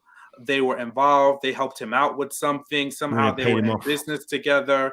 Yeah, something like that. Some shady dealings. And or he tried to disown or disavow Will, or somehow Will's in it too. Like, I'm just trying to figure out to what end and to what levels. But I wish he would have just opened that envelope. I think it's going to be big. I think it's going to be big, Sean, because that envelope looked thick. There's a docket. There's a big file. There's a thick file in there. Came out like your certificates from school, like all them things in one folder. It was thick, like transcripts or something. It Yeah. was honestly thick, and yeah, I mean, you know, it's and again, this is what I'm saying. This is why I'm really loving watching. I think Bel-Air. You know, we're sitting here talking for about an hour and a half, talking about obviously these last few episodes, and it's because it's so rich. Even that scene with Lou, they're building up that anticipation. I actually hope it's a 2, 3, 4 episode. I hope they really do it justice, like, and kind of really get us emotionally invested in maybe thinking, oh, maybe Lou shouldn't have been treated badly, and then him coming up with nonsense, and we're like, yeah, that's why you was away. That's why you was away. You know, I want that roller coaster. I want you to build me up thinking Lou got done dirty, and then he does what he does, and we're like, that's why they did that to you, because what's this about? I hope they give us that. You know what I mean? I You hope know, and so. put us up. You know what I mean? I hope so, because Uncle Phil don't want to have anything to do with this guy. Like, I mean, just the mention of his name, Uncle Phil is like, nope, nope, Make your can't knees happen. bow. Yeah, can't happen. I definitely hear that as well. Definitely hear that. Okay, cool. I love that. Chris Nuther, what was your key moment then of the show? What was one of the things you've in the past few episodes? What's one of the moments that you're like, whew? There were many. One of the big ones. It was actually episode 9. I don't know if is it okay if I share it. I know we're talking 1 through 8, or Everyone's watched the episode. Everyone okay, here's watched 1 to okay. 9. It's up to them if they get it. You know? If you haven't seen episode 9, sorry Close your guys, ears. close your ears. Y'all But will spoil it for me when I was watching Love Is Blind, so you gonna get it. Go on. that's true. But episode 9 for me has been the explosive moment when Uncle Phil removed himself from the race for DA. I thought that was huge. Not only, but mainly because I know how hard and long this man has been working, networking, building up, raising money. So this was a huge deal for him. So the fact that he was just like, the fact that he was just like, listen, I'm letting it go. Because there was a lot of factors involved. It's going to get messy tonight for me, but also for Will. Right? Also for him, because, you know, everybody love him now at school. But when you start when all of these details come out, similar to Lisa, everyone now looks at you. They look at you as your mistake. Right? They're like, oh, you did this, therefore you are this person. Right? Lisa did it. Her dad did it. I'm sure everyone else will. But the interesting thing was Uncle Phil had information that he could have used to his benefit. Just in case it got nasty, right? It's like his campaign manager wanted him to do, hey, listen, if they hit below the belt, you got this in your pocket, right? Use this. And he decided in that moment, listen, just gonna let it go. I'm sure for many reasons, but that was I actually did not expect that at all. So when he did that, like, I was screaming at my laptop, like, wow, because I was watching it online, but I was like, did he just do that? So, but that was a real pivotal moment for me. And I look forward to the upcoming episodes and what that means now, because Aunt Viv now is supposed to hopefully have a fellowship where she now is the one that everyone has to kind of get behind and support. And he's now saying that he's putting family first. So hopefully that interaction with Geoffrey really hit home and really put some things in perspective for Uncle Phil, because, you know, he was crying and emotional. And I think though he may disagreed with Geoffrey, he respected Geoffrey's point of view. So that's because Geoffrey read him like a therapist. Read him inside and out. That she turned him all about. Essence, what was your thoughts to Uncle Phil dropping out of the race? Thank you for that, Chris. So good points there as well. I suppose that he didn't have a choice, really. That's what I was thinking. I suppose he didn't have a choice. If his I can't remember his the other candidate, what his name is, you know. If he was Fred, going, I think it was Fred. I'm not sure. Fred? Yeah, I thought it was Fred as well. Yeah. Wasn't in the original Is he supposed to be playing the character that George Jefferson played? I think so. That's what I was thinking. What, a short guy with a bald head, the Yeah. side. Uh-huh. Yeah, I think Mm-hmm. that's what he's playing, isn't it? Yeah. Okay. But yeah, I guess he didn't have a choice. I mean, if that information was to get out to the public, he definitely could get disbarred. It could change. I mean, he could lose everything, Yeah. I suppose. I mean, people in those positions, they pull strings all the time. So I, it's hard for me to believe that the other candidate never did anything to pull a string, especially being he's a cop, I believe. So, I guess he didn't have a choice.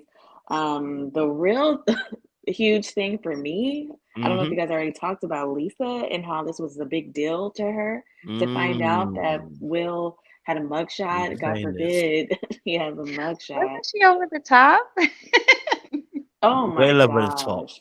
Lisa Well has over. been sending me, she's been sending me since like episode 2.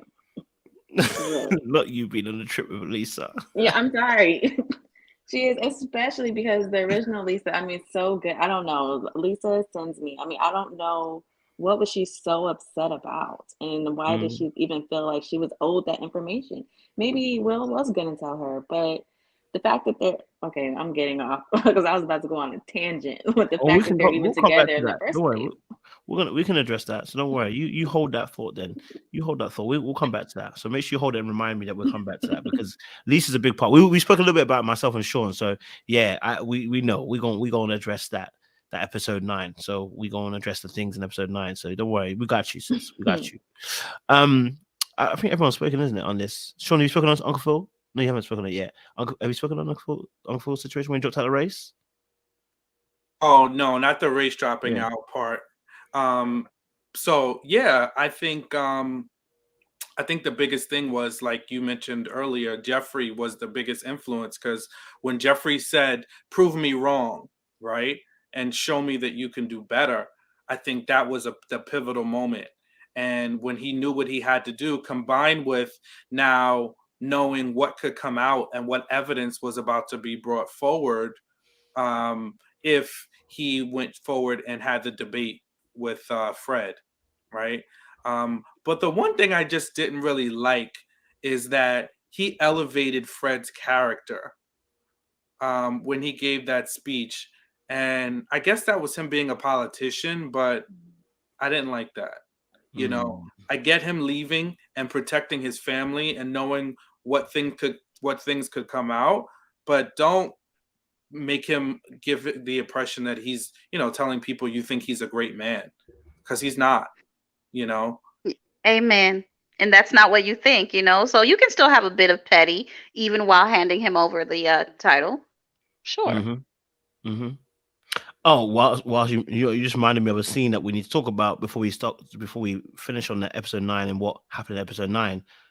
Can we talk about the fact that you're right, what Fred is, the fact that you were out here in them streets while your missus was sick and you was out here with a white woman. Okay? Let's talk about it, Kojo. Let's talk about it. Okay? Talk to me, guys. What was your thoughts on that? She's racially ambiguous, Kojo. So she's racially ambiguous. She's a woman of no color. We can't quite tell. She kind of looks, but then she kind of you can't quite tell. You can't put your finger on it. So, we're gonna call her a woman of no color.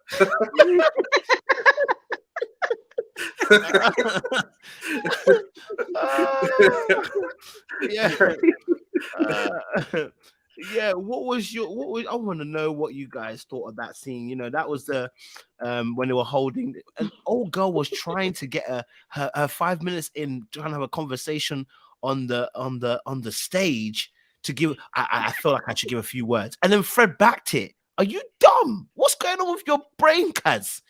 It's crazy. Mad. Absolutely crazy.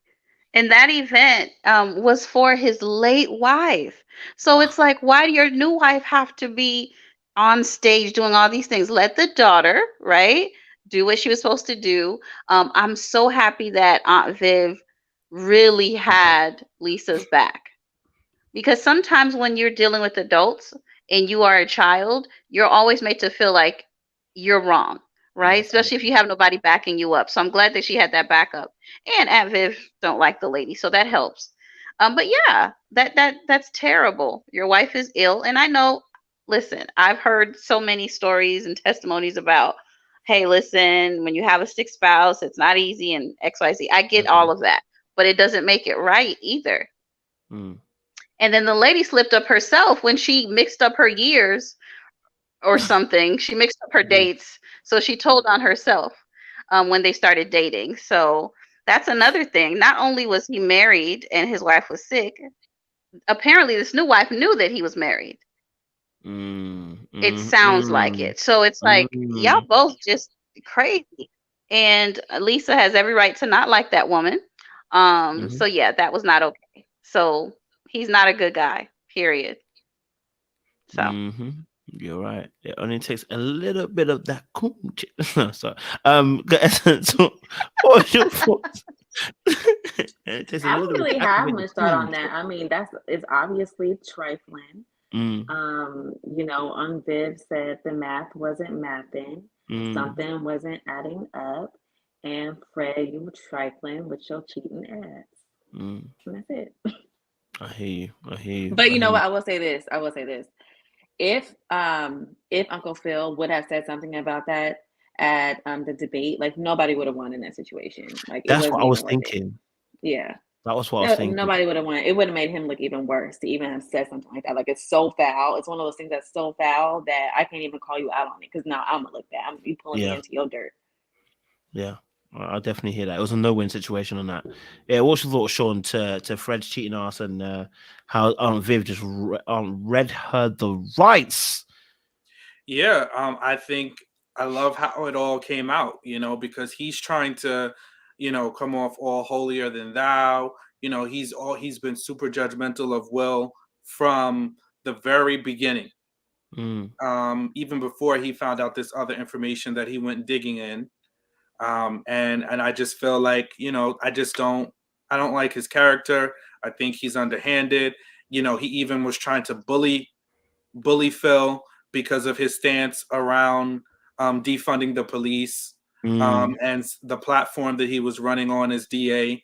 So I'm not a fan, and I think that his old lady, she needs to pipe down.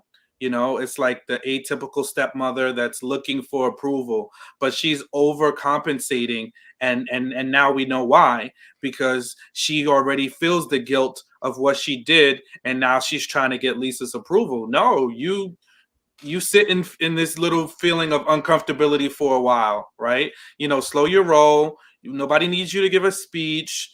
Just sit back and relax. They're having a baby, right? Because she's pregnant. It's like, slow down, lady. So I really think that I'm hoping that down the line, Police Chief Fred gets a nice little kick to his shins and gets knocked down a peg. I'm sure he will. I'm sure he will. And I don't even think he wants to be DA. It's just he wanted to beat Phil. Yeah. Because he was supporting him at first until he said defund the police. Police, yeah. Yeah. Just took that phrase, ran with it. Everybody was mad, and they started playing politics. Which, unfortunately it gets ugly. You think you have friends till you start running for things and you realize like, oh, okay. That'd be it. That'll do it. Oh, that would do it. Yeah, I definitely hear you on that. I love what Aunt Viv. You know what? At first I was like, Aunt Viv, no, don't say it at the party. And then I said, do you know what? Well, we're here. We're here. She gonna let it rip. And she let it rip. She let it rip. She let the woman know, listen, it's not here. You're coming to play. And at first when Lisa was telling us that the woman's upstage, I thought it could have been. I thought it could be a little bit of, well, Lisa, this is her stepmom. It's hard to deal with stepmom, and maybe she's reading a bit too much into some of the things. And it didn't take long before you saw what Lisa was talking about. This baby became. I think there was another. I can't remember what the scene was, but she tried to make the scene about her, and I was like, "What's the stepmom doing, baby? I need you to relax. Okay, it's not about you." But as much as I'm annoyed at her, I'm more annoyed at Fred that you enabling this bullcrap. Like, sir, like you are honestly telling her it was okay to go and have a speech. You thought it would be right that your dead wife is now going to be, it's now going to be commoderated, and your new woman is going to speak at her event.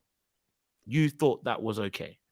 But the thing is, too, which is why I was also annoyed at the wife, is that she knew that it wasn't okay, too, because she even said that she's having a hard time connecting with Lisa. So her even asking to speak, it's that's what gets on my nerve. It's like this passive aggressiveness, because you know it was inappropriate. You know nobody wants to see you up there, and you know what that would feel like for Lisa.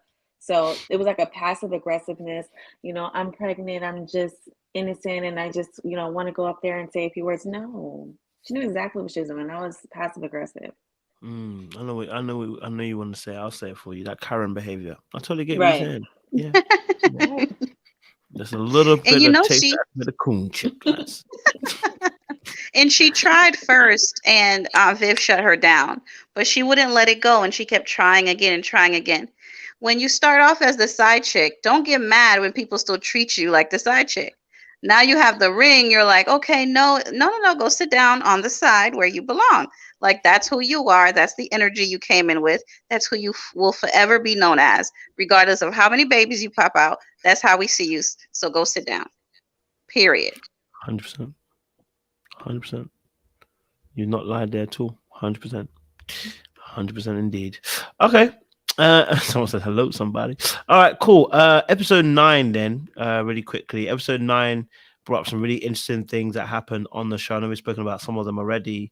But I guess maybe a powerful moment from the show episode, if we can get another scene in the episode that you thought was interesting to talk about. Sean, I'm gonna let you go first. What in episode 9? Let's talk about some stuff.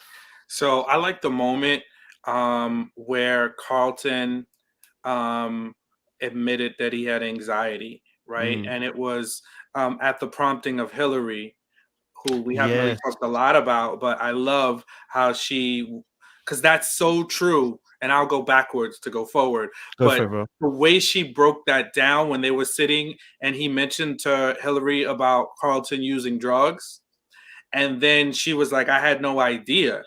And then he was like, well, you talked to him about it. And she was like, but I haven't observed the behavior.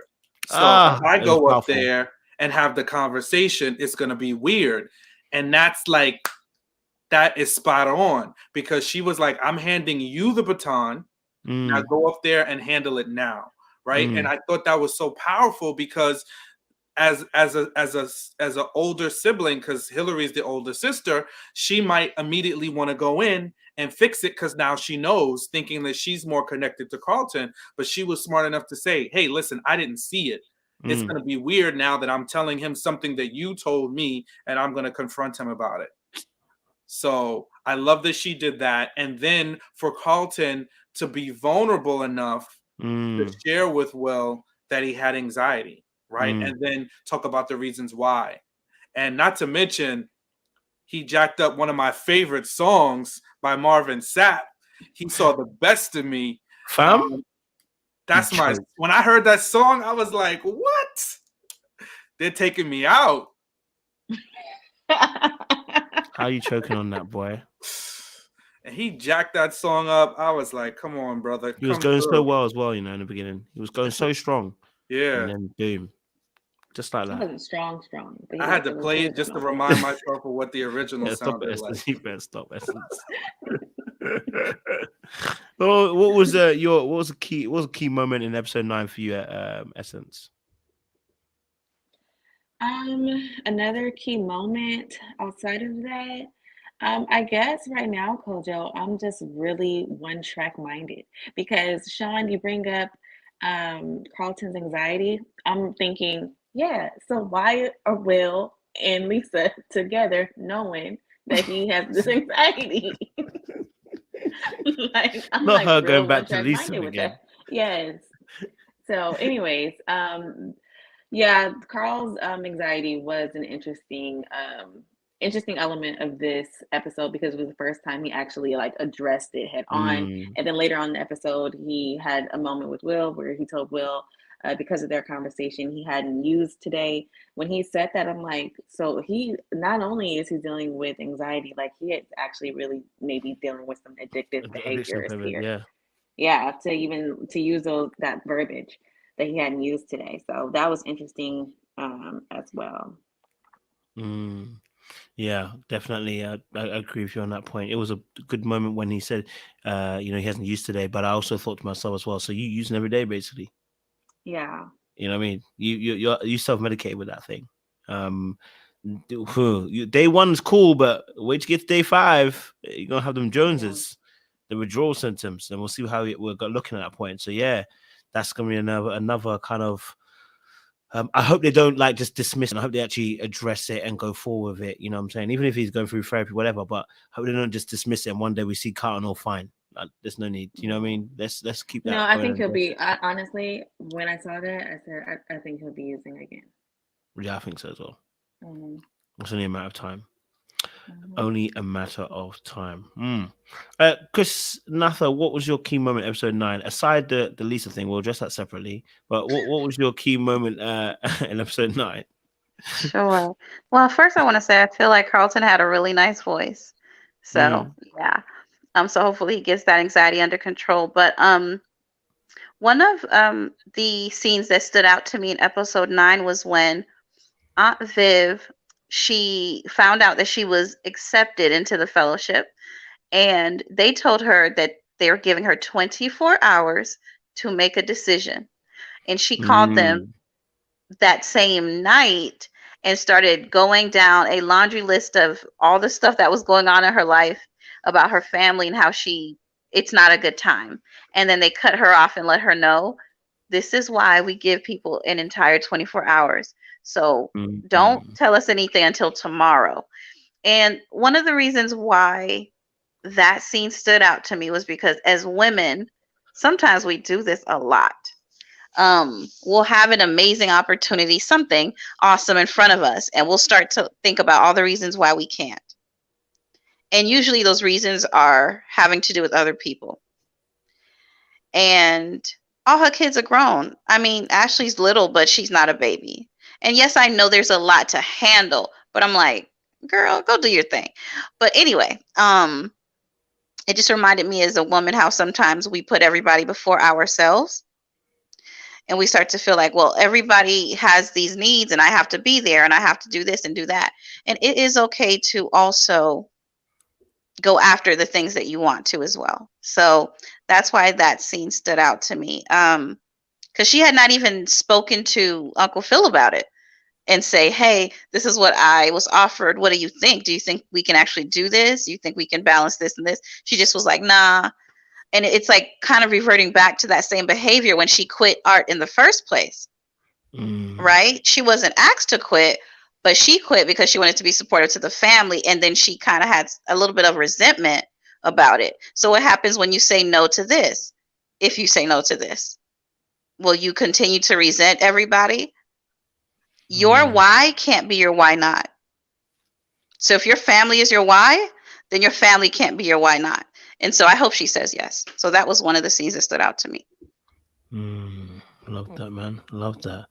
I think a scene maybe didn't necessarily stand out to me, but it was good to see. It's the kind of progression, I guess, of Hillary and Jazz, because obviously in the series, I don't know if Hillary. I think Hillary and Jazz do get together, but is it slightly later? They get together. It's very short lived. Did they never get together?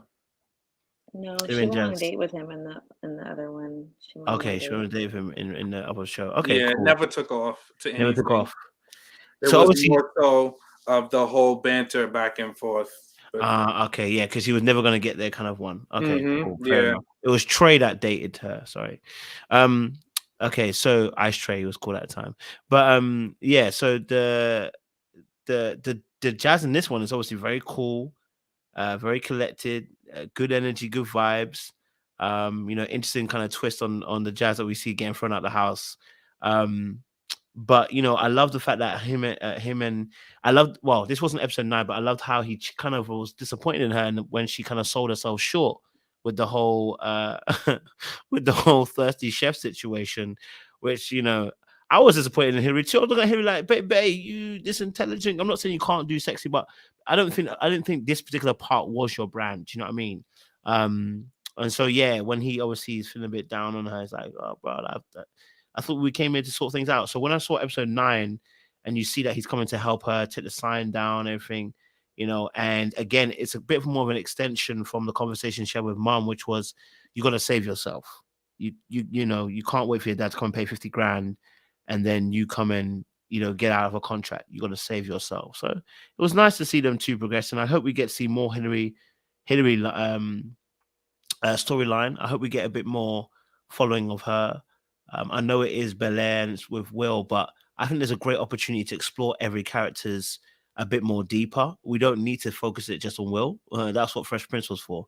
I think they can really dive a little bit more deeper into some of these other people's storyline and get some interesting stuff going on there as well. Let's talk as the final leg of our Bel-Air breakdown, mate. Let's talk about Lisa's reaction, because in our group chat, I know we spoke a little bit about it. Lisa's reaction in this episode. Oh, girls acting like she didn't say she came from somewhere which wasn't prestige, up and coming. And I'm confused as to the energy she took towards Will. They had that little, how that they had that little tense moment when they had these noses touched, and then she kind of broke away again. Like, oh my God, like, oh no. Essa is fully downloading the nonsense. Essa, what's going on with you? Maybe you guys can explain. Her foot on. No. Maybe you guys on can her explain neck. to me what was going on. I'm really not even on her neck. I'm just like so confused. I don't know if it's the writing of the show or what, but I'm so confused of why she felt that she was owed that information. They don't know each other like that. He hasn't been in Bel-Air for that long. And then just the mere fact that she is literally his cousin's ex, and she chose to be with Will. And then she said something like, and we had sex. And it's like, yeah, that part was mad. You don't get your vagina back. So there's nothing, it's no point of mentioning that. There's no point of mentioning that. So Lisa, I'm not here for it. I'm not here for the judgment. If I was in Will's position, that would turn me off. I wouldn't want to be with her anyway. Like that's your reaction to, you don't even know the story. You don't even know. She acted like he did something so foul to betray her. And I'm just saying here for Lisa. I'm really good at that. Is this you? Yes, it's me. Is it you? The betrayal. Oh.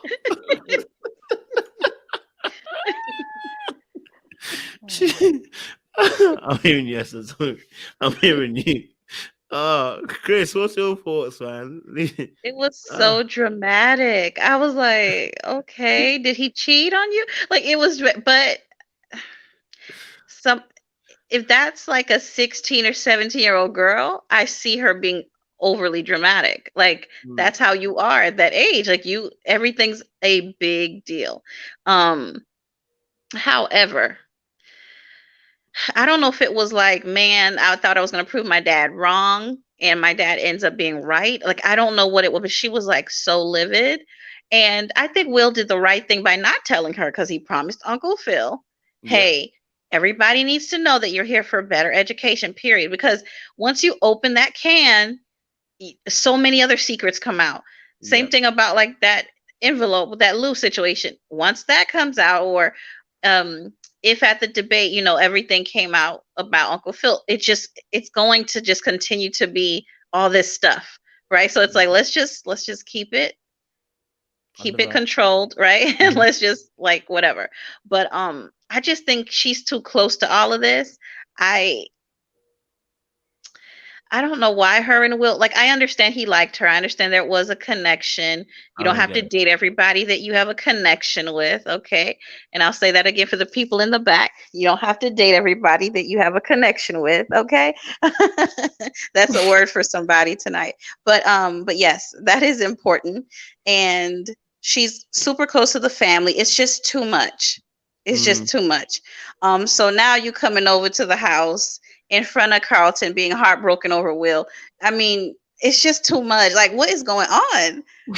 I kind of feel like they should not have supported Will dating her, because it's just it's so like close, it's so weird.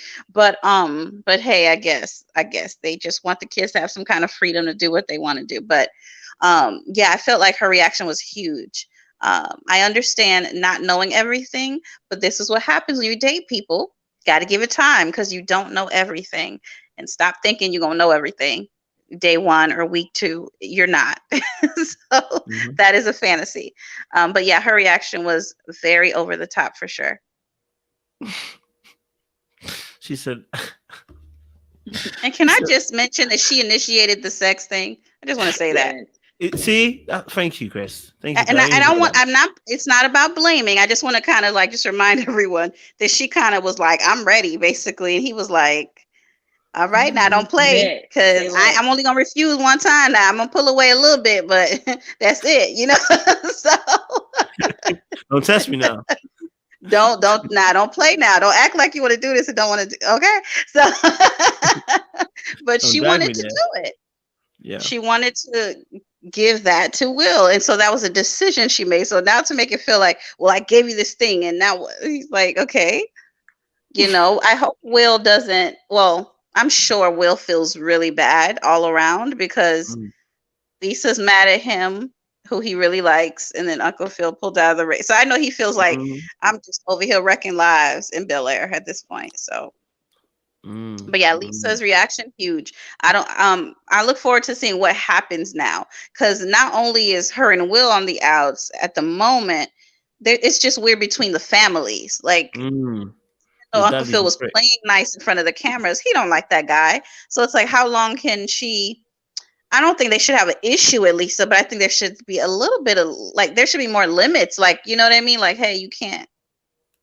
I don't know. It's weird because you don't want to put the kids in the middle, but at the same time, it's like, yo, there has to be some kind of, you know, things are different.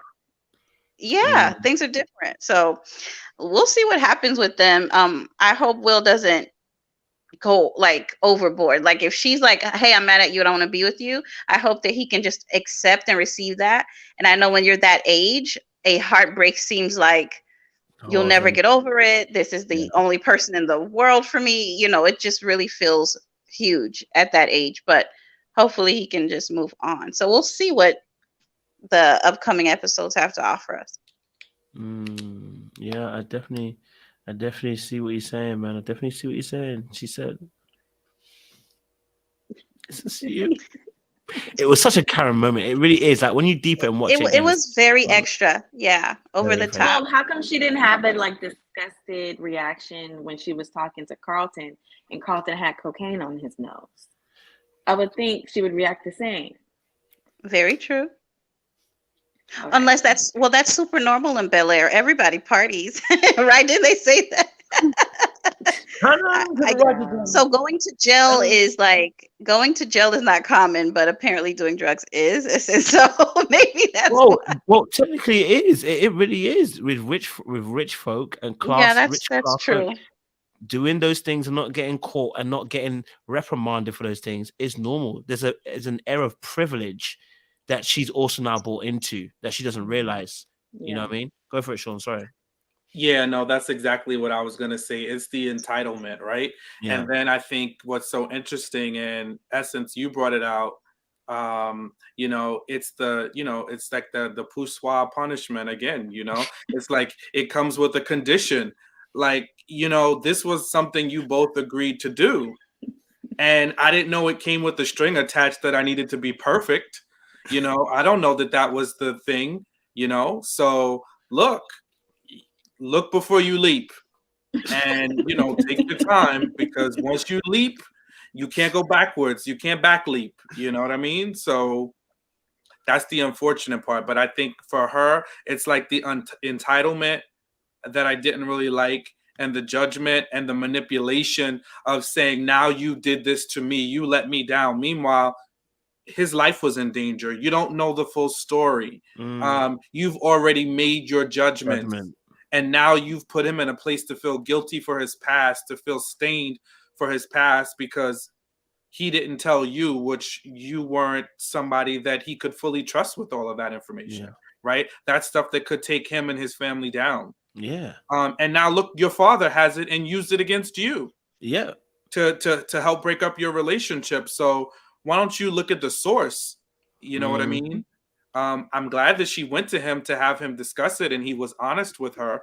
But at the end of the day, be disappointed. You can be upset that you didn't know. But listen, you guys have only been together for such a short time. You're not going to know the ins and outs of somebody in that short time frame. But I love these shows where they make teenagers like adults. They've been doing it since Dawson's Creek.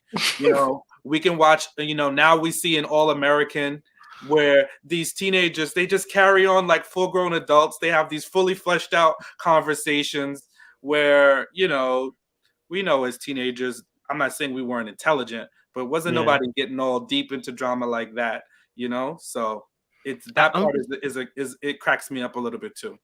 I'm just trying to think at 17, if a girl told me, you know what, she had a gun charge, would I be like, oh my God, you never told me? That wouldn't be my first thought. Like, my first thought would be, oh my God, you never told me, and I'm blaming you. Like, I would have been like, you know what, fam? Okay. We did have a conversation previously where I said, is that everything? And you couldn't tell me at the time. Why couldn't you tell me now? What happened? Why couldn't you tell me at the time? You explain it, and I'm like, oh, okay. All right. You know what I'm saying? Like, Lisa just took it and ran with it. Like, whether it's a dad pressure, whether it's the fact that, whether she felt like she was defending him, which, by the way, nobody asked you to do. Yeah. Just to want to let you know, nobody asked you to defend Will to your daddy, okay? Because first and foremost, you were sneaking out. So, do you know what I mean? Like, I almost felt kind of weird that she actually got angry like that, because I was like, at 17, would someone get that angry about this situation where you're even at 17, you don't even fully comprehend some of this stuff? Yeah. You know what I And mean? not only that, Kojo, I'm sorry to cut in, but not only that, Lisa has a background of privilege. So it's not just that she's 17. Her daddy would have made sure she never went through anything like this. So it's like it's just a whole different world. And sometimes you expect people to grow. I remember being that age thinking, very naive, guys, don't judge me. I grew up under a rock. A lot of my friends are still my friends. And what I mean is we grew up together. Our moms all known each other. We lived around the same neighborhood. So it's like we were in a bubble. So when we came out of that bubble and it was time to go to college and we were meeting all kinds of people, I'm not going to lie, we were judgmental. And we didn't know that until we got older. I was like, I'm judgy because everyone should have grew up like us. I had a mom and dad. You didn't have a mom and dad? Oh, that's weird. Instead of like making people feel bad, not doing that on purpose. It's just like, just being in that bubble. So for Lisa and all these people who are in Bel-Air, I think that for them, it's like, oh my gosh, they all have this idea of who Will is, whoever knows. And it's like, yo, this guy literally, he's not a bad kid. He was in a bad situation, but he's not a bad kid. But the good thing about Will is that he has an Uncle Phil. Because a lot of kids, I'm telling you, to have the opportunity to be like, hey, you've completely jacked this up, but we can actually pull you out of Philly, bring you to Bel-Air, and you get a fresh start. Everyone doesn't have an Uncle Phil in it of it. So it's like he's turning this thing around. Since he's gotten there, he's kind of found his footing. He's now playing sports, he's doing good at school, give the guy a chance. But I understand at the same time you were shocked, but you can't make that his whole existence, because it was just a moment. And it just really sucks being judged based on a moment. But yeah, huge reaction.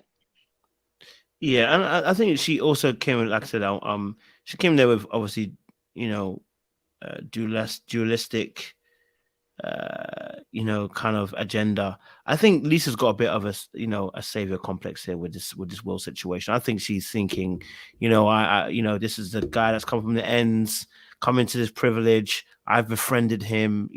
She's kind of done similarly the same thing to Carlton what Carlton did to her a little bit. The same kind of thing. She's kind of replicated the behavior. And it's like, so sis, you getting vexed. Bearing in mind you were defending Will to your dad, saying there might be more context to the story. So why did you go there getting vexed? If you've already defended your boyfriend to your dad, saying there could be more to the story, and you come in there straight away with, is this you? Like, nigga, you know it's you. Like, I don't know. You watching the video, I'm watching the video. You know it's. I don't know what we're trying to do. Like, sis, like you were already trying to say that there could be a context, and your first thing was an accusation. Really, the tone of it made more of a case, rather than just trying to find out like what happened, because my dad just told me that you did this thing, right? And I thought we already discussed it. We hadn't. Blah blah blah. And at the end of the day, is there more context to the story? Then get vexed. No, she came in there on some high horse streak. Even when Carlton was even gonna say, Carlton said, "Listen, hey, it's not like that." She basically told him to shut up. Basically, Oh so yeah, just pipe down. she dismissed him. She was like, "Listen, Pipsqueak, this your time's Your time's is done. Your You time's know, done. like, Graham. I don't want to hear Graham, from you." yeah. But Take you know any what more of I your think crap, it it's is? done. It's the idea, and she fell so hard so fast, where she fell in love with an idea of who she wanted Will to be, and she put him on this pedestal where he couldn't have any faults. And the minute that he had an imperfection, it was like, how dare you be imperfect? How dare you really be a human? You were only allowed to fit into this frame. Like, I could only be with you under these circumstances. It's like, he's a person. He made mistakes. You know, what was your expectation, right? This is a new, very new relationship. There's going to be things that you don't always find out immediately, right? So I think like her expectations were on level 10. So, and then she got caught up in, and this happens in relationships. I've done it too, where you're fighting the world to be together because everybody's telling you you can't. So you get so focused on the outward. And then the minute something happens that kind of causes you to question it, now you want to fight that person. Right, but you're so used to fighting everybody outside to defend. It's when somebody brings something to you, you're like, it knocked her right off the post. So now she wants to go fight, take that same energy and fight with Will. So I think they'll take a break. I think she'll probably circle the block right back to him, because just like she said, she had the sexuals. So she's gonna come back around. Yeah, I hear that. Good point. Now, what I think could really make that particular connection between the two really another level is that, you know what, Will just retaliates. When she goes cold for the next 2-3 days, Will does something stupid like gave another girl. If we're talking about 17-year-olds, this is probably what happens. You know what I mean? Like, you're 17, you're young, you're stupid, you're naive and dumb. If she's coming in hot and heavy, y'all need to write in the script that he comes in hot and heavy too, man. You know what I mean? Something dumb and stupid. Now he's really in a pickle. Kojo, petty. I'm just saying, we need petty in the script. Put your petty together. If you're petty and your cancer colliding, we need petty in the script. Okay, we need him to go out and he slept with another girl, and now it's even worse. You know what I'm saying? I need it to escalate. You know what I'm saying? Because I need this relationship to be done yesterday. Okay, you ain't gonna come in here with Karen energy and think we're gonna forgive that. We ain't forgiven now, Jackal. Yeah, Kojo don't play, man. Nah, don't play with that nonsense that she was doing. Do you know what I mean? And to be honest, obviously, I think it's getting techie because the dad is the ops, is the enemy as well.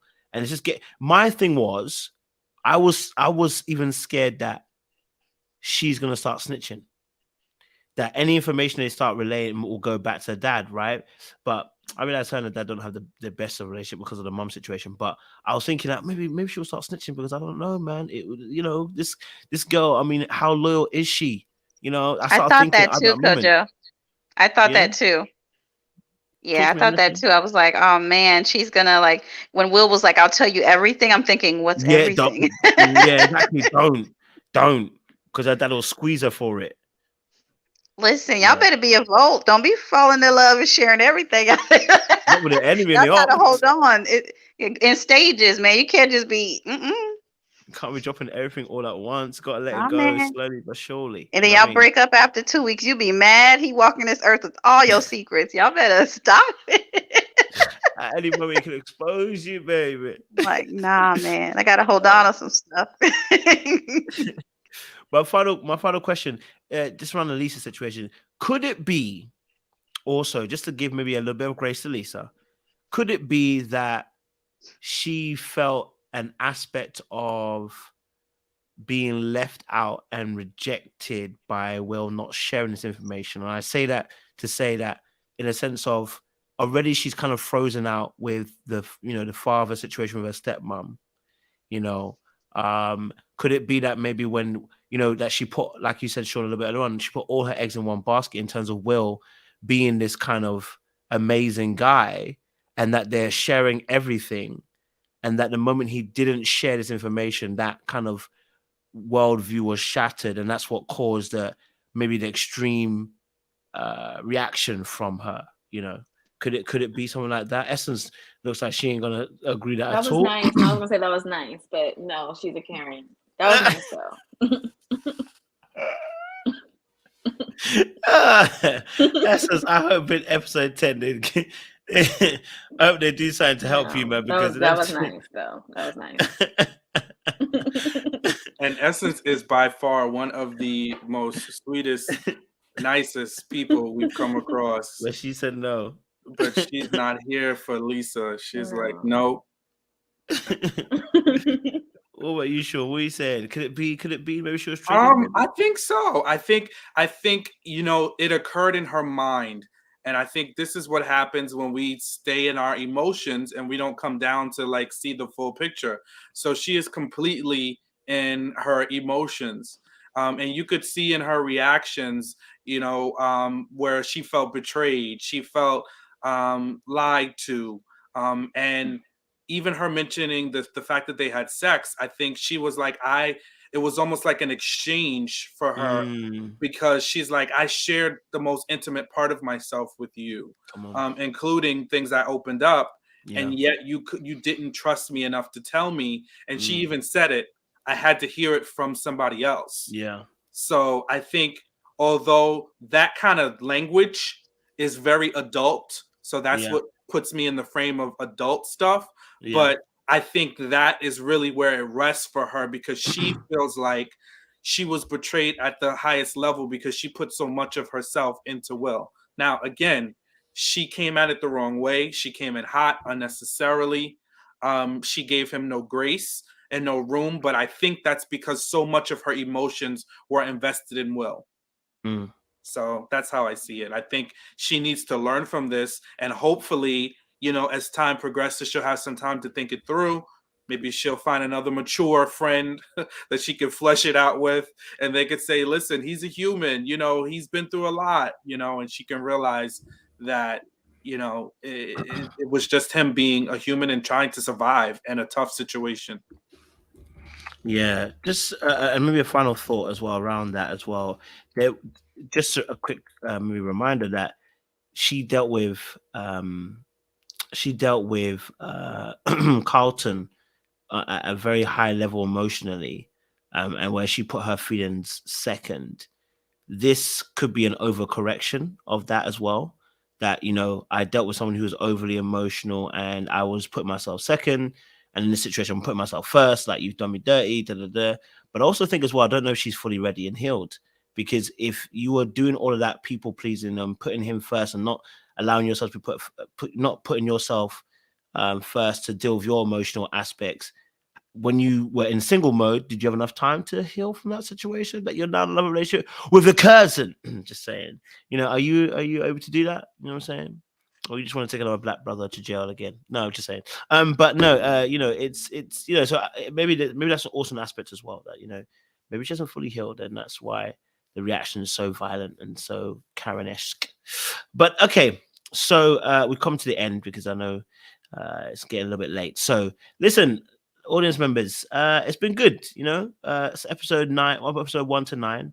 Very, very good, very entertaining show, Bel-Air. If you haven't started watching it, guys, get on it, start watching it, binge watch it. It's honestly an amazing show, which is why I wanted to talk about it with these lovely panelists of mine, Sean, Chris Natha, and Essence.